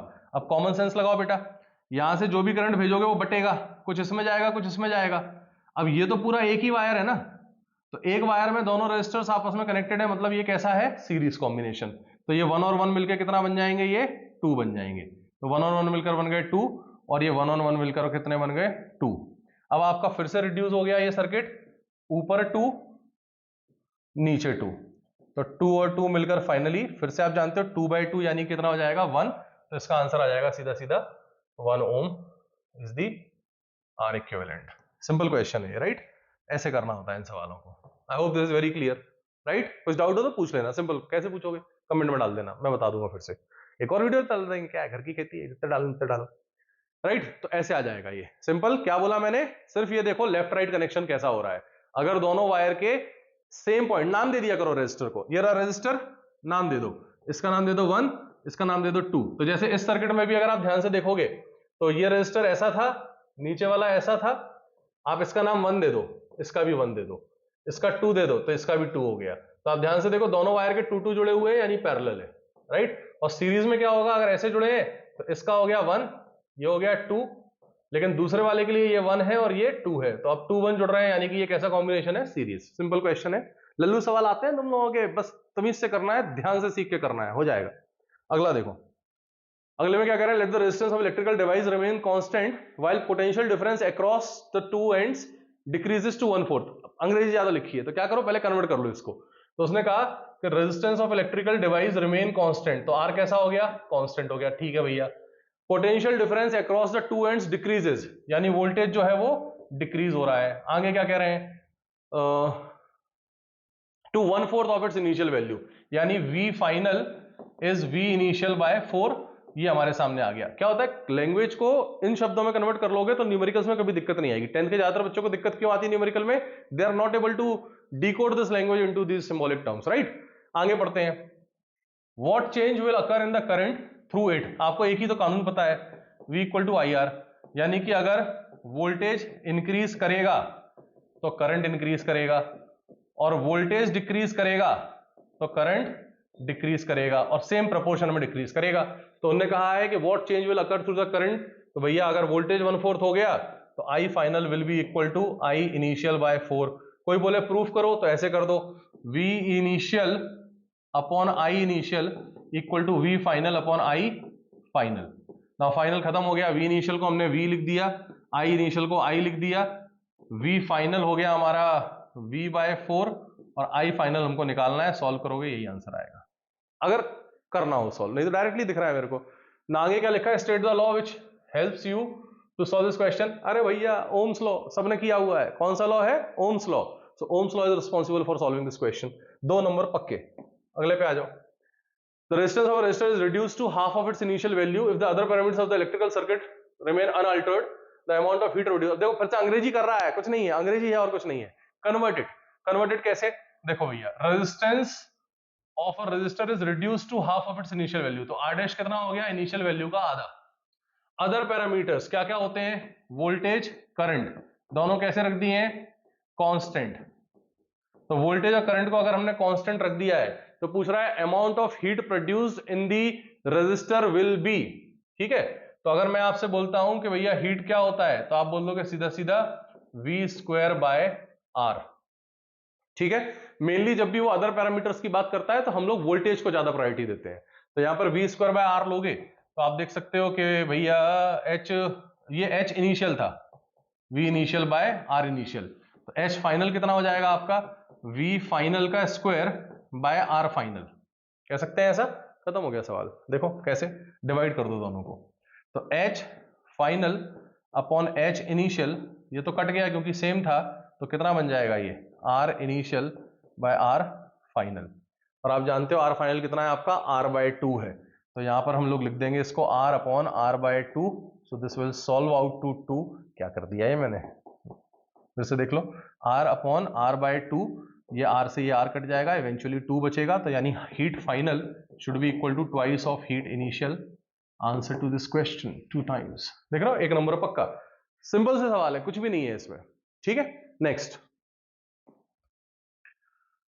इन द फॉलोइंग, हाँ ये वाले सवाल भी देख लो जरा, ये भी रिसेंटली पूछने लगे हैं, 2023 का ही है जहां तक मुझे याद है। वो पूछ रहे हैं, in the following diagram the position of the needle is shown on the scale of volt meter, the least count of the volt meter and the reading shown by it respectively are. Least count word का मतलब होता है least, सबसे कम, count major कर सकते हो, जो minimum गिनती कर सकते हो, यानी इस वोल्ट मीटर की औकात। जैसे एक स्केल है, अगर आप स्केल को ध्यान से देखोगे तो उस स्केल में काफी सारे मार्किंग्स होते हैं, तो ये जो मार्किंग है ना, जो सबसे छोटा मार्किंग, इसको बोलते हैं लीस्ट काउंट, राइट। अब कैसे करना है, बहुत आसान, हाँ लल्लू देखो ध्यान से, भाई साहब ये 0 है और ये 3 है, ठीक है। अच्छा ये 1.5 है, 1.5, तो अब सोचकर बताना ये 1.5 और 0 के बीच में डिवीजन कितने हैं, तो हम बोलेंगे देखो 1 2 3 4 5 6 7 8 9 10, यानी कि 1.5 एम्पियर करंट है, वोल्टेज है, वोल्टेज है, तो 1.5 वोल्ट इज 10 डिवीजन। तो भैया एक डिवीजन कितना हो गया, बचपन का हिसाब, 2 रुपए की 4 टॉफी, 2 रुपीज 4 टॉफी, तो 1 रुपी 4/2 टॉफी। ऐसे ही 10 डिवीजन 1.5 वोल्ट, तो 1 डिवीजन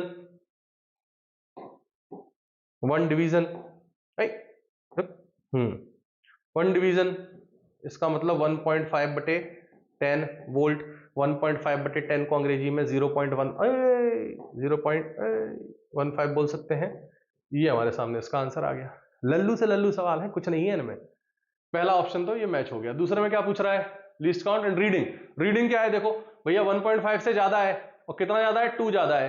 तो 1.5 प्लस एक डिवीजन 0.15 का है, तो 2 इंटू 0.15।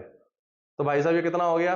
100 नीचे ले लो, 15 दूनी 30, 30 बटे 100 यानी कि पॉइंट कितना हो गया? 1.5 प्लस 30/100, शून्य से शून्य कटा, 1.5 प्लस 0.3, भाई साहब 1.8, 0.15, 1.8। C option is the correct answer. लल्लू सवाल समझ में आया कि नहीं? सिर्फ क्या करना है, फिर से सुन लो, कितने डिवीजन है और यहां तक मेजर कर दो। तो नंबर ऑफ डिविजन्स, तो हम लोग लीस्ट काउंट को कैसे डिफाइन कर देंगे? Least count is nothing but it is the reading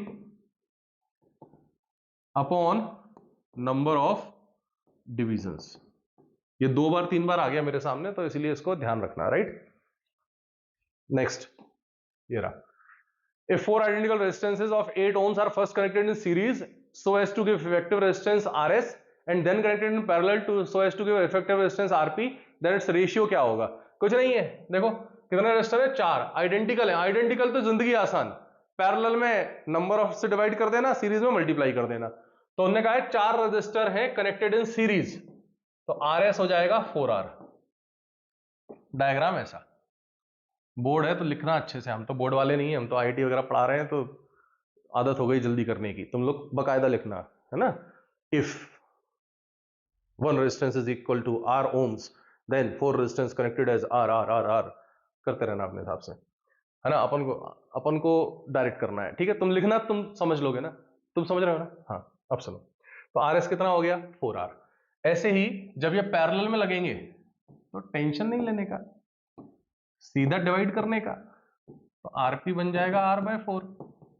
ये भी आ गया, ये भी आ गया। तो भाई साहब हाँ, तो effective resistance RP, then RS/RP पूछ लिया लल्लू। कितना होता है RS/RP? RS हो गया 4R, RP हो गया सर R/4। RR कट गया, 4 चौको 16। Answer to this question. देख रहे हो तुम? देख रहा है विनोद कैसे करना है इसको? कितना सिंपल सवाल है ये, कोई भी कर सकता है। अगला क्या है? How electric current related to Ni2 पढ़कर ये मत सोच लेना कि सर ये वाला तो हम करते ही नहीं, ना ना ना, सिंपल है, करेंगे इसको। How is electric current related to potential difference across terminals of a conductor? लो, IVR V equal to IR। Draw the labelled circuit diagram to verify this relationship. तो लेवल्ड सर्किट डायग्राम लो, बना दो। Level क्या है? तो एक resistance लगा देंगे, एक बैटरी लगा देंगे। अच्छा, इसमें कई बार क्या करते हैं हम लोग थोड़े चालाक हैं, हम लोग एक यंत्र लगा देते हैं जिसको हम लोग अंग्रेजी में बोलते हैं रियोस्टेट। रियोस्टेट का काम क्या होता है? ये ऐसा कुछ बना देते हैं सिंबल, इसको बोलते हैं रियोस्टेट। इसका काम होता है वोल्टेज को वेरी करना। अच्छा नहीं लगेगा ना? V इक्वल टू IR में क्या कर रहे हैं? V बढ़ाओ तो I बढ़ेगा। चेक करने के लिए उन्होंने पहले V वोल्टेज लिया, V1 current I1, V2 I2, V3 I3, relation check किया तो पता चला डायरेक्टली प्रोपोर्शनल है। लेकिन ये V1 V2 V3 बदलोगे कैसे? अलग अलग बैटरीज लेके आओगे? ना ना ना ना ना, हम एक रियोस्टेट लेके आते हैं। तो रियोस्टेट क्या करता है? इसको जैसे ही हम इधर लेफ्ट राइट में मूव करेंगे तो ये रेजिस्टेंस वेरी करेगा, तो ये वोल्टेज जो है वो इवेंचुअली बदल जाएगा। तो रियोस्टेट इज बेसिकली अ यंत्र, instrument which varies resistance to change the voltage, right? तो ये इस तरीके का सर्किट हो गया। लेबल्ड करते रहना, R प्लस माइनस, है ना। छोटे बच्चे हो तो कर लोगे मेरे ख्याल से, ठीक है। सेकंड क्या पूछ रहा है? Why should an ammeter have low resistance? ये अच्छा सवाल है, देखो बढ़िया सवाल। देखो ये रेजिस्टेंस, ऐसे समझते हैं, एक लॉजिक से समझो। ये रहा एक रेजिस्टेंस, ये रहा एक एमीटर। तो अगर मान लो ये रेजिस्टेंस था हमारा, ये ले लिया हमने 10 ओम का, और वोल्टेज ले लिया 10 वोल्ट का। तो सर्किट में करंट कितना आ रहा है? I is equal to V/R 10/10 यानी 1 एम्पियर। कुछ तो अपने आप टच हो जाता है। ए भाई, ओए undo undo undo undo undo undo undo undo undo. हाँ, तो 10 क्या हो रहा है? 10/10 कितना आ गया? 1। अब ये एमीटर यहां अगर लगाएंगे तो उसको कितना मेजर करना चाहिए? 1। चलो लगा के देखते हैं। तो हमने यहां एक 10 का एमीटर लगा दिया, 10 ओम का रेजिस्टर लगा दिया, और बगल में लगा दिया एक एमीटर, और इसका भी रेजिस्टेंस है 10। अब आप ध्यान से देखो, तो ये एमीटर और ये रेजिस्टेंस दोनों किस में कनेक्ट हो गए हैं? सीरीज में। तो इक्विवेलेंट रेजिस्टेंस कितना हो गया? 20।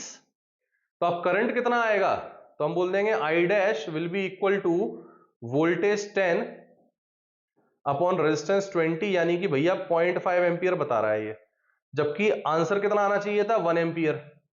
हो गया घोटाला। क्यों हुआ घोटाला? इस नालायक ने अपनी वैल्यू ऐड करा दी। किसने? एमीटर ने। तो क्या करें? इसको कर दो कम। जितना कम करोगे उतना आर इक्विवेलेंट कम चेंज होगा, उतना current closest to the original value आएगा। तो ट्रू करंट तो कभी मेजर कर ही नहीं सकते, पर एमीटर लो रेजिस्टेंस का लेंगे तो क्लोज टू करेक्ट आंसर आ जाएगा। तो why should ammeter have low resistance? जिससे कि रीडिंग जो आए उसकी वो सही आए। बिकॉज एमीटर का रेजिस्टेंस सीरीज में जब कनेक्ट होगा सर्किट में तो आर इक्विवेलेंट बदल जाएगा एंड इवेंचुअली करंट भी बदल जाएगा, which should not be the case. तो ये हो गया हमारा, ये हो गया तीसरा। 2 VI graphs A and B combination of two resistors are as shown. Giving reason, state which graph shows series parallel combination of resistance. भाई साहब खासियत देखें, दो दो बन गए 4, सीरीज में दो दो बने 4, पैरेलल में दो दो दो दो बने 1, 2/2, तो 2 + 2 2/2। तो भाई साहब सीरीज में रेजिस्टेंस ज्यादा है और पैरेलल में कैसा है? कम। तो इस ग्राफ में अगर आप देखो तो यहां आई हो, देखो मैंने कहा था चालाक है ये, इसने वोल्टेज यहां ले लिया, करंट यहां ले लिया, है ना? तो हमें ये वाली एक्सेस लेनी पड़ेगी। तो स्लोप अब जिसका, अब देखो R इक्वल टू क्या होता है? V/I, और इस ग्राफ में स्लोप अगर देखोगे तो वो हो जाएगा I/V, यानी resistance is inversely proportional to slope. तो जिसका स्लोप ज्यादा उसका रेजिस्टेंस कम, जिसका स्लोप ज्यादा उसका रेजिस्टेंस कम। तो इसका स्लोप ज्यादा, स्लोप मतलब ढलान, स्लोप मतलब ढलान।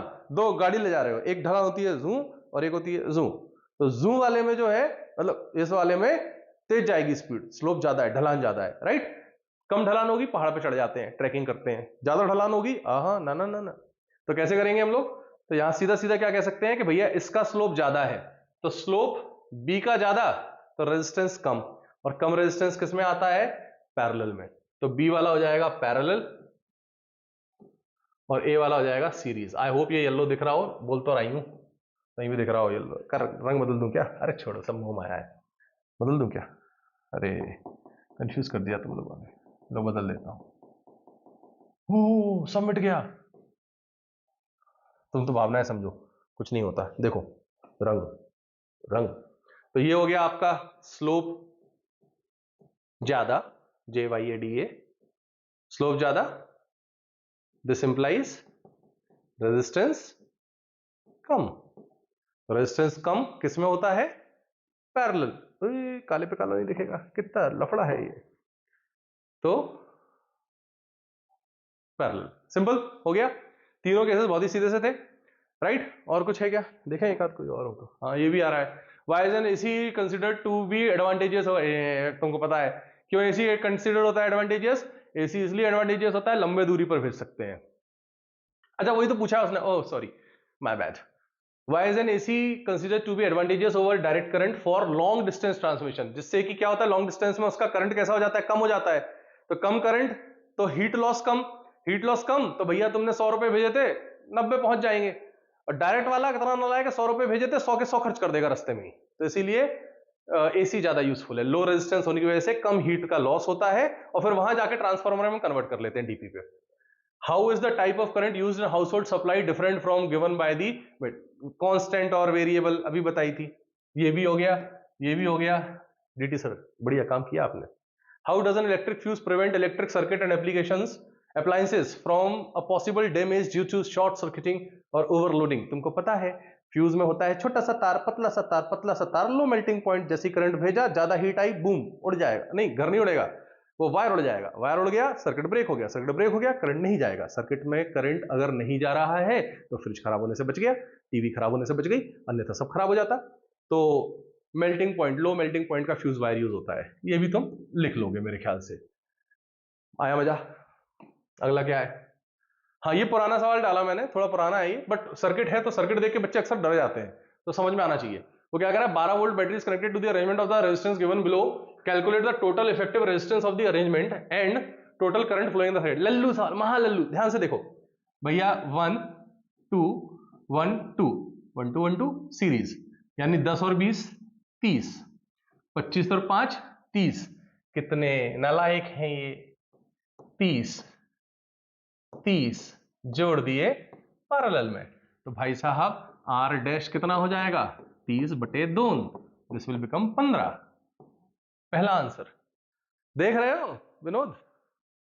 नेक्स्ट क्या कह रहा है, total current flowing in the circuit, ये भी लल्लू है। कैसे भैया, अब इस पूरे सर्किट को बदल दो, किसमें, एक रेजिस्टेंस बना दो हार्दिक पांड्या 12 ओम, 15 ओम, और नीचे एक बैटरी 12 वोल्ट, तो भैया जी I इक्वल टू होता है V/R, तो I हो जाएगा हमारा 12/15। इतनी गणित तुमको आती होगी, कर लेना, है ना। 3 चौको 12, 3 5 15, 5 8 40, 0.8 एम्पियर दिख रहा है answer to this question. Such an easy topic it is, right. सबके सब फोड़ के आओगे। थैंक यू बाद में करना, thanks later, thank me later, right. एक और देख लेते हैं, शायद ही लास्ट ही है। What is meant by the resistance of a conductor, define its unit. तुमको पता है यार, रेजिस्टेंस ऑफ अ कंडक्टर क्या होता है, resistance is basically obstruction offered to the flow of charge, right. हाँ, इसको एक चीज को और समझ लो, ये भी मैं बता देता हूं, यहां अच्छा आ गया ये सवाल। अगर आप ध्यान से देखें तो V को हमने पढ़ा था work done per unit charge, तो डेफिनेशन इतनी घटिया होती है ना बनाना, कोई भी बना सकता है। वो कह रहा है V चाहिए, तो डिफाइन कैसे करेंगे 1 वोल्ट को, तो हम बोल देंगे सर ये 1 वोल्ट चाहिए अपन को, तो अगर ये 1 वोल्ट चाहिए तो 1 जूल की एनर्जी 1 कूलम चार्ज को फ्लो कराना है। तो जब हम 1 जूल का वर्क करते हैं 1 कूलम चार्ज को ले जाने के लिए, तो जो पोटेंशियल डिफरेंस आता है या वोल्टेज आता है वो 1 वोल्ट होता है। तो what is 1 volt, it is the 1 joule of work done in shifting या मूविंग 1 कूलम चार्ज। कितना घटिया है। ऐसी रेजिस्टेंस को देखो, R equal to rho L by, है ना, ठीक है। तो इसकी ऐसा यूनिट क्या होती है, ओम आती है, राइट, ओम। तो इसको भी कैसे डिफाइन करोगे, बहुत ही घटिया। अगर मैं 1 मीटर के तार में 1 मीटर स्क्वायर का तार है और उसकी रेजिस्टिविटी 1 ले लूं मटेरियल की, तो 1 ओम अगर रुकावट आती है, रेजिस्टेंस आता है, तो ये हमारा 1 ओम कहलाएगा। तो 1 ओम को कैसे डिफाइन करेंगे, इट इज दी सॉरी, इसको इससे मत करो डिफाइन, ये गंदा हो जाएगा क्योंकि रेजिस्टिविटी 1 नहीं कर पाएंगे हम।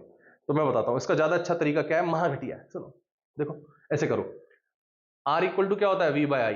दुनिया के सबसे घटिया डेफिनेशंस, मतलब 10th के सबसे स्कूलों का फायदा यही है, मेरे को तो मतलब मजा आ जाता है। क्या है डेफिनेशन, चुटकियों बनती है। कैसे देखो, ये चाहिए 1 ओम, कैसे आएगा 1 वोल्ट, 1 वोल्ट। अब लिखना कैसे है, तो हम कहेंगे when we apply 1 voltage 1 volt, क्या बोल रहा हूं मैं, फिर से सुन लो। 1 ओम करना है हमको, तो 1 ओम को हम कैसे लिखेंगे, 1 ohm is defined as the voltage या resistance of the wire when 1 volt is applied across a wire and it produces 1 ampere current. तो ये 1 एम्पियर हो गया, ठीक है। तो when 1 ampere current flows across a wire having potential difference 1 volt, then the resistance is defined as 1 ohm. ऐसा कहना ठीक रहेगा, अपन जंबल कर गए थे थोड़ा। तो 1 एम्पियर का करंट, उल्टा शुरू करो, 1 एम्पियर का करंट जब 1 वोल्ट के वायर में जाएगा तो 1 वोल्ट के पोटेंशियल डिफरेंस के अक्रॉस होगा, तो उससे जो रेजिस्टेंस आएगा वायर में वो कितना आएगा, 1 ओम का आएगा। Next, list 2 factors on which resistance of a rectangular conductor depends. पता है आपको, directly proportional to length, inversely proportional to area, detail में देखा अभी हमने। How will the resistance of wire be affected if its length double, length double कर दी तो रेजिस्टेंस डबल हो जाएगा, डायरेक्टली प्रोपोर्शनल है, right. Radius is also double. अब सुनो, इसमें थोड़ा दिमाग रखना, रेडियस अगर डबल कर दिया तो एरिया हो जाएगा 4 टाइम्स, एरिया होता है पाई आर स्क्वायर, है ना, स्मॉल आर ले लो इसको। तो रेडियस डबल कर दिया तो एरिया 4 टाइम्स हो जाएगा, तो रेजिस्टेंस 1/4 हो जाएगा। सिंपल है, कर लेना, खुद कर लोगे आराम से, बहुत ही आसान है। आ रहा है ना तुमको, आ रहा होगा आई होप। क्या किया मैंने, फिर से सुन लो, अगर किसी को क्या फिजिकली प्रेजेंट नहीं है ना अपन, तो थोड़ा हो जाता है कई बार कि नहीं आया समझ में भाई। हाँ, तो क्या करेंगे हम लोग, हमने कहा कि भैया एरिया जो है वो पाई आर स्क्वायर होता है, आर को बना दिया हमने 2r, तो एरिया नया वाला जो आ जाएगा वो आ जाएगा 4 pi R square, pi into 2r का होल स्क्वायर। तो एरिया अगर 4 टाइम्स हो गया तो आप जानते हो r इंटू ए कॉन्स्टेंट है, ये यहां से आ गया, तो हम बोल देंगे पहले रेजिस्टेंस इंटू पहले का एरिया इज इक्वल टू बाद का रेजिस्टेंस इंटू बाद का एरिया। तो पाई आर स्क्वायर कट गया, तो यहां से सीधा सीधा r डैश कितना आ जाएगा आपका r/4। ऐसे कर सकते हैं, डायरेक्ट की आदत हो गई है मेरे को, बट ठीक है, तो मुंह में आया है r/4, ऐसे कर लेंगे, सिंपल, बहुत इजी सा है ये। और हाँ, हाउ विल द रेजिस्टेंस, ये तो हो गया, जस्टिफिकेशन देते रहना बैठ के, है ना। और क्या है, इन electric circuit 3 bulbs 100 watt each are connected in series to a source. In another circuit, set of 3 bulbs of the same wattage are connected in parallel to the same source. Will the bulb in the two circuits glow with the same? देखो ये कराया था मैंने, याद रखो, अगर सभी bulb same power के हैं तो चाहे सीरीज में लगाओ चाहे पैरेलल में, उनमें ग्लो सेम ही होगा। लेकिन अगर सीरीज में लगाया तो ज्यादा वाला कम ग्लो करता है, बताया था मैंने, ये करके दिखा दूंगा, अगर बना पाया वीडियो तो फटाफट 1 मिनट का वीडियो डाल दूंगा मैं, तो तुम्हें देख के समझ में आ जाएगा कि कभी नहीं भूलोगे कि ज्यादा पावर वाला सीरीज कॉम्बिनेशन में कम ग्लो करेगा, और पैरेलल जो घरों की सप्लाई है ज्यादा पावर वाला ज्यादा ग्लो करता है। सो इन इलेक्ट्रिक, ठीक है, will the bulb in the two circuits glow with the same brightness, justify your answer. तो इलेक्ट्रिक सर्किट में 3 बल्ब थे, सभी 100 वॉट के थे, तो ऑब्वियसली आप समझ गए तीनों का रेजिस्टेंस सेम है, तो सीरीज में तीनों का इक्विवेलेंट रेजिस्टेंस कितना आएगा, मैं करके दिखा देता हूं फटाफट। इसको यहां हटा देते हैं, ये हटाऊं, क्या करूं, चलो नेक्स्ट पेज देख लेते हैं। तो उन्होंने क्या कहा है कि सर 3 रेजिस्टर है, सीरीज में लगा दिए, तो 3R हो जाएगा, है ना। तो पावर कितनी हो जाएगी, I² इंटू 3R। और दूसरे केस में क्या कह रहा है वो, another circuit 3 bulbs of the same voltage are connected in parallel। जब पैरेलल में लगाओगे तो इक्विवेलेंट कितना हो जाएगा, R/3, तो पावर हो जाएगी इसकी V² अपॉन R/3, यानी 3V²/R, राइट। फर्दर क्या कह रहा है वो,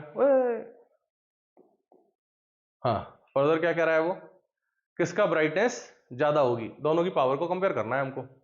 are connected in series in a source, in other circuit 3 bulbs are same voltage, ठीक है, इसको कन्वर्ट कर लो। तो भाई साहब आप ध्यान से देखें, तो ये भी एक एक्चुअली V वोल्टेज के अक्रॉस ही लगाया गया होगा, है ना। तो I² इंटू 3R हमने इसको लिख दिया, और I कितना हो जाएगा अगर वोल्टेज में कन्वर्ट करें, तो I हो जाएगा आपका V/3R, सब्स्टिट्यूट कर दो यहाँ पर, V²/9 R² into 3R, R 3 3 जा 9, कितना आ गया, V²/3R आ गया, ये आ रहा है इसका पावर, और यहाँ कितना आ रहा है 3V²/R, अलग अलग आ रही है पावर, दोनों का ग्लो अलग अलग होगा, राइट, इसका ज्यादा होगा, राइट। अगले वाले में क्या कह रहा था, और क्या था, और क्या था, now let one bulb in both the circuits get fused, will the rest of the bulbs continue to glow, नहीं नहीं नहीं, सीरीज में नहीं करेगा, पैरेलल में करेगा, आपको मालूम है, क्यों मालूम है, सीरीज में एक के बाद एक जाता है करंट, बीच का एक खराब हो गया, ये भी बंद, ये भी बंद, और पैरेलल में सब इंडिपेंडेंट सर्किट है, तो अगर ये फ्यूज भी हो जाता है तो कोई फर्क नहीं पड़ता, ये ग्लो करेगा, ये भी ग्लो करेगा, पढ़ चुके हैं यार ये सब, है ना। देखते हैं, लास्ट क्वेश्चन है शायद ये, show how would you join 3 resistors each of resistance 9 ohm. देखो ये अभी किया था 2017 का है, रिपीट, क्या कह रहा है वो, कि show how would you join 3 resistor each of 9 ohm so that equivalent is 13.5 लाना है।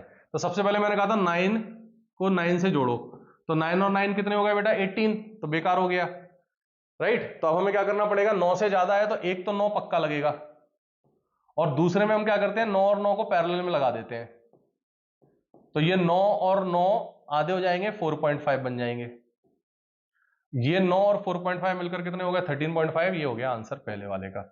और 6 लाना है तो क्या करना पड़ेगा, आप 6 वाले में ध्यान से देखो, 6 वाले में थोड़ा दिमाग लगेगा, तो ये 9 है, ठीक है। अगर इसको सीरीज में किसी से जोड़ोगे तो 9 से बड़ा आंसर आएगा, हमको छोटा करना है तो पैरेलल में लगाओ, तो एक 9 लिया, दूसरा 9 लिया, 9 और 9 मिलकर कितने बन जाएंगे, 4.5, ठीक है। इससे भी मजा नहीं आ रहा, एक और लगा दो, तो अब ये कितने हो गए, 9/3, तो ये हो गए 9/3 यानी कि 3 ओम, तो भाई साहब ये 3 ओम बन गया, ऐसे ही 3 और लगा दो, 9 9 9, 3 और 3 मिलकर कितने हो गए, 6, खत्म सवाल। ऐसे सोचना होता है हमको, राइट। आई होप ये थोड़ा समझ में आया होगा, right. Joule's law of heating, H = I² RT, joules आपने दिया था इसीलिए उसको जूल्स लॉ कहते हैं, थ्योरेटिकली मैं आपको समझा चुका हूं, आप रीड करके लिख लेना। Next, two bulbs, one rated 100 watt 220 volt and the other 60 watt 220 volt are connected in parallel to electric main supply. Find the current drawn by the two bulbs from the line if the supply voltage is 220. देखो बेटा, उसने क्या दे दिया, जब भी bulb का parameter दिया जाएगा रेटेड वैल्यू 100 वॉट 220 वोल्ट, तो इससे हमें मिलता है ये है पावर और ये है वोल्टेज। तो रेजिस्टेंस होता है, देखो पावर होता है वी स्क्वायर बाय आर, है ना, पावर होता है वी स्क्वायर बाय आर, तो रेजिस्टेंस हो जाएगा आपका वी स्क्वायर बाय पी। इसको यूज करो, तो वी स्क्वायर यानी 220 इंटू 220 अपॉन पावर हो गया 100 0 0 0 0, तो 22 इंटू 22 कितना 484, ये रेजिस्टेंस आ गया। ठीक है, पहले बल्ब का रेजिस्टेंस इतना है, दूसरे का सेम तरीके से आप निकाल सकते हो।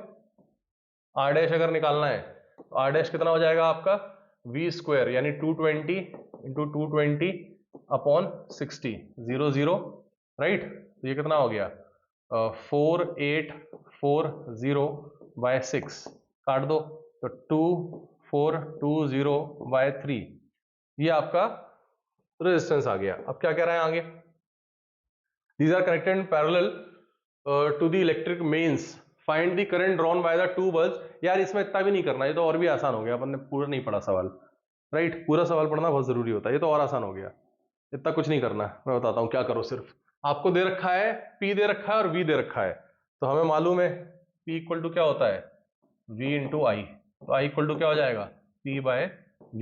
तो 220 पावर कितना था पहले वाले का, पहले वाले का पावर था 100 वॉट, हो गया खत्म, तो इसको लिख दो 100 अपॉन वोल्टेज कितना है 220, पहला आंसर। दूसरे वाले का करंट कितना हो जाएगा, दूसरे वाले के लिए पावर अपॉन वोल्टेज, फिर से वही पावर कितना है इस बार 60 वॉट अपॉन 220, सॉल्व कर लेना। आई होप आपको ये समझ में आया। We took all the questions, I tried के एक ही सेशन में सब कुछ कवर हो जाए। आई होप आपको समझ में आया होगा। All the best for your examinations, अच्छे से देना। एंड दूसरी चीज, हाँ, अगर आपको ऐसे ही वीडियो किसी और चैप्टर पे भी चाहिए तो कमेंट सेक्शन में मुझे बताएं, या फिर मेरा जो व्हाट्सएप नंबर है उस पर मुझे मैसेज कर दें 8857962079। हम लोग छत्रपति संभाजी नगर में ऑफलाइन क्लासेस भी लेते हैं, IIT JEE नीट की, हर साल काफ़ी बच्चे सेलेक्ट होते हैं अपने यहाँ से, तो अगर उस बारे में भी आपको कोई जानकारी चाहिए हो, you can contact me, I am always available. Thank you so much for your time. I hope आपका एग्जाम अच्छा जाए, ऑल द वेरी बेस्ट।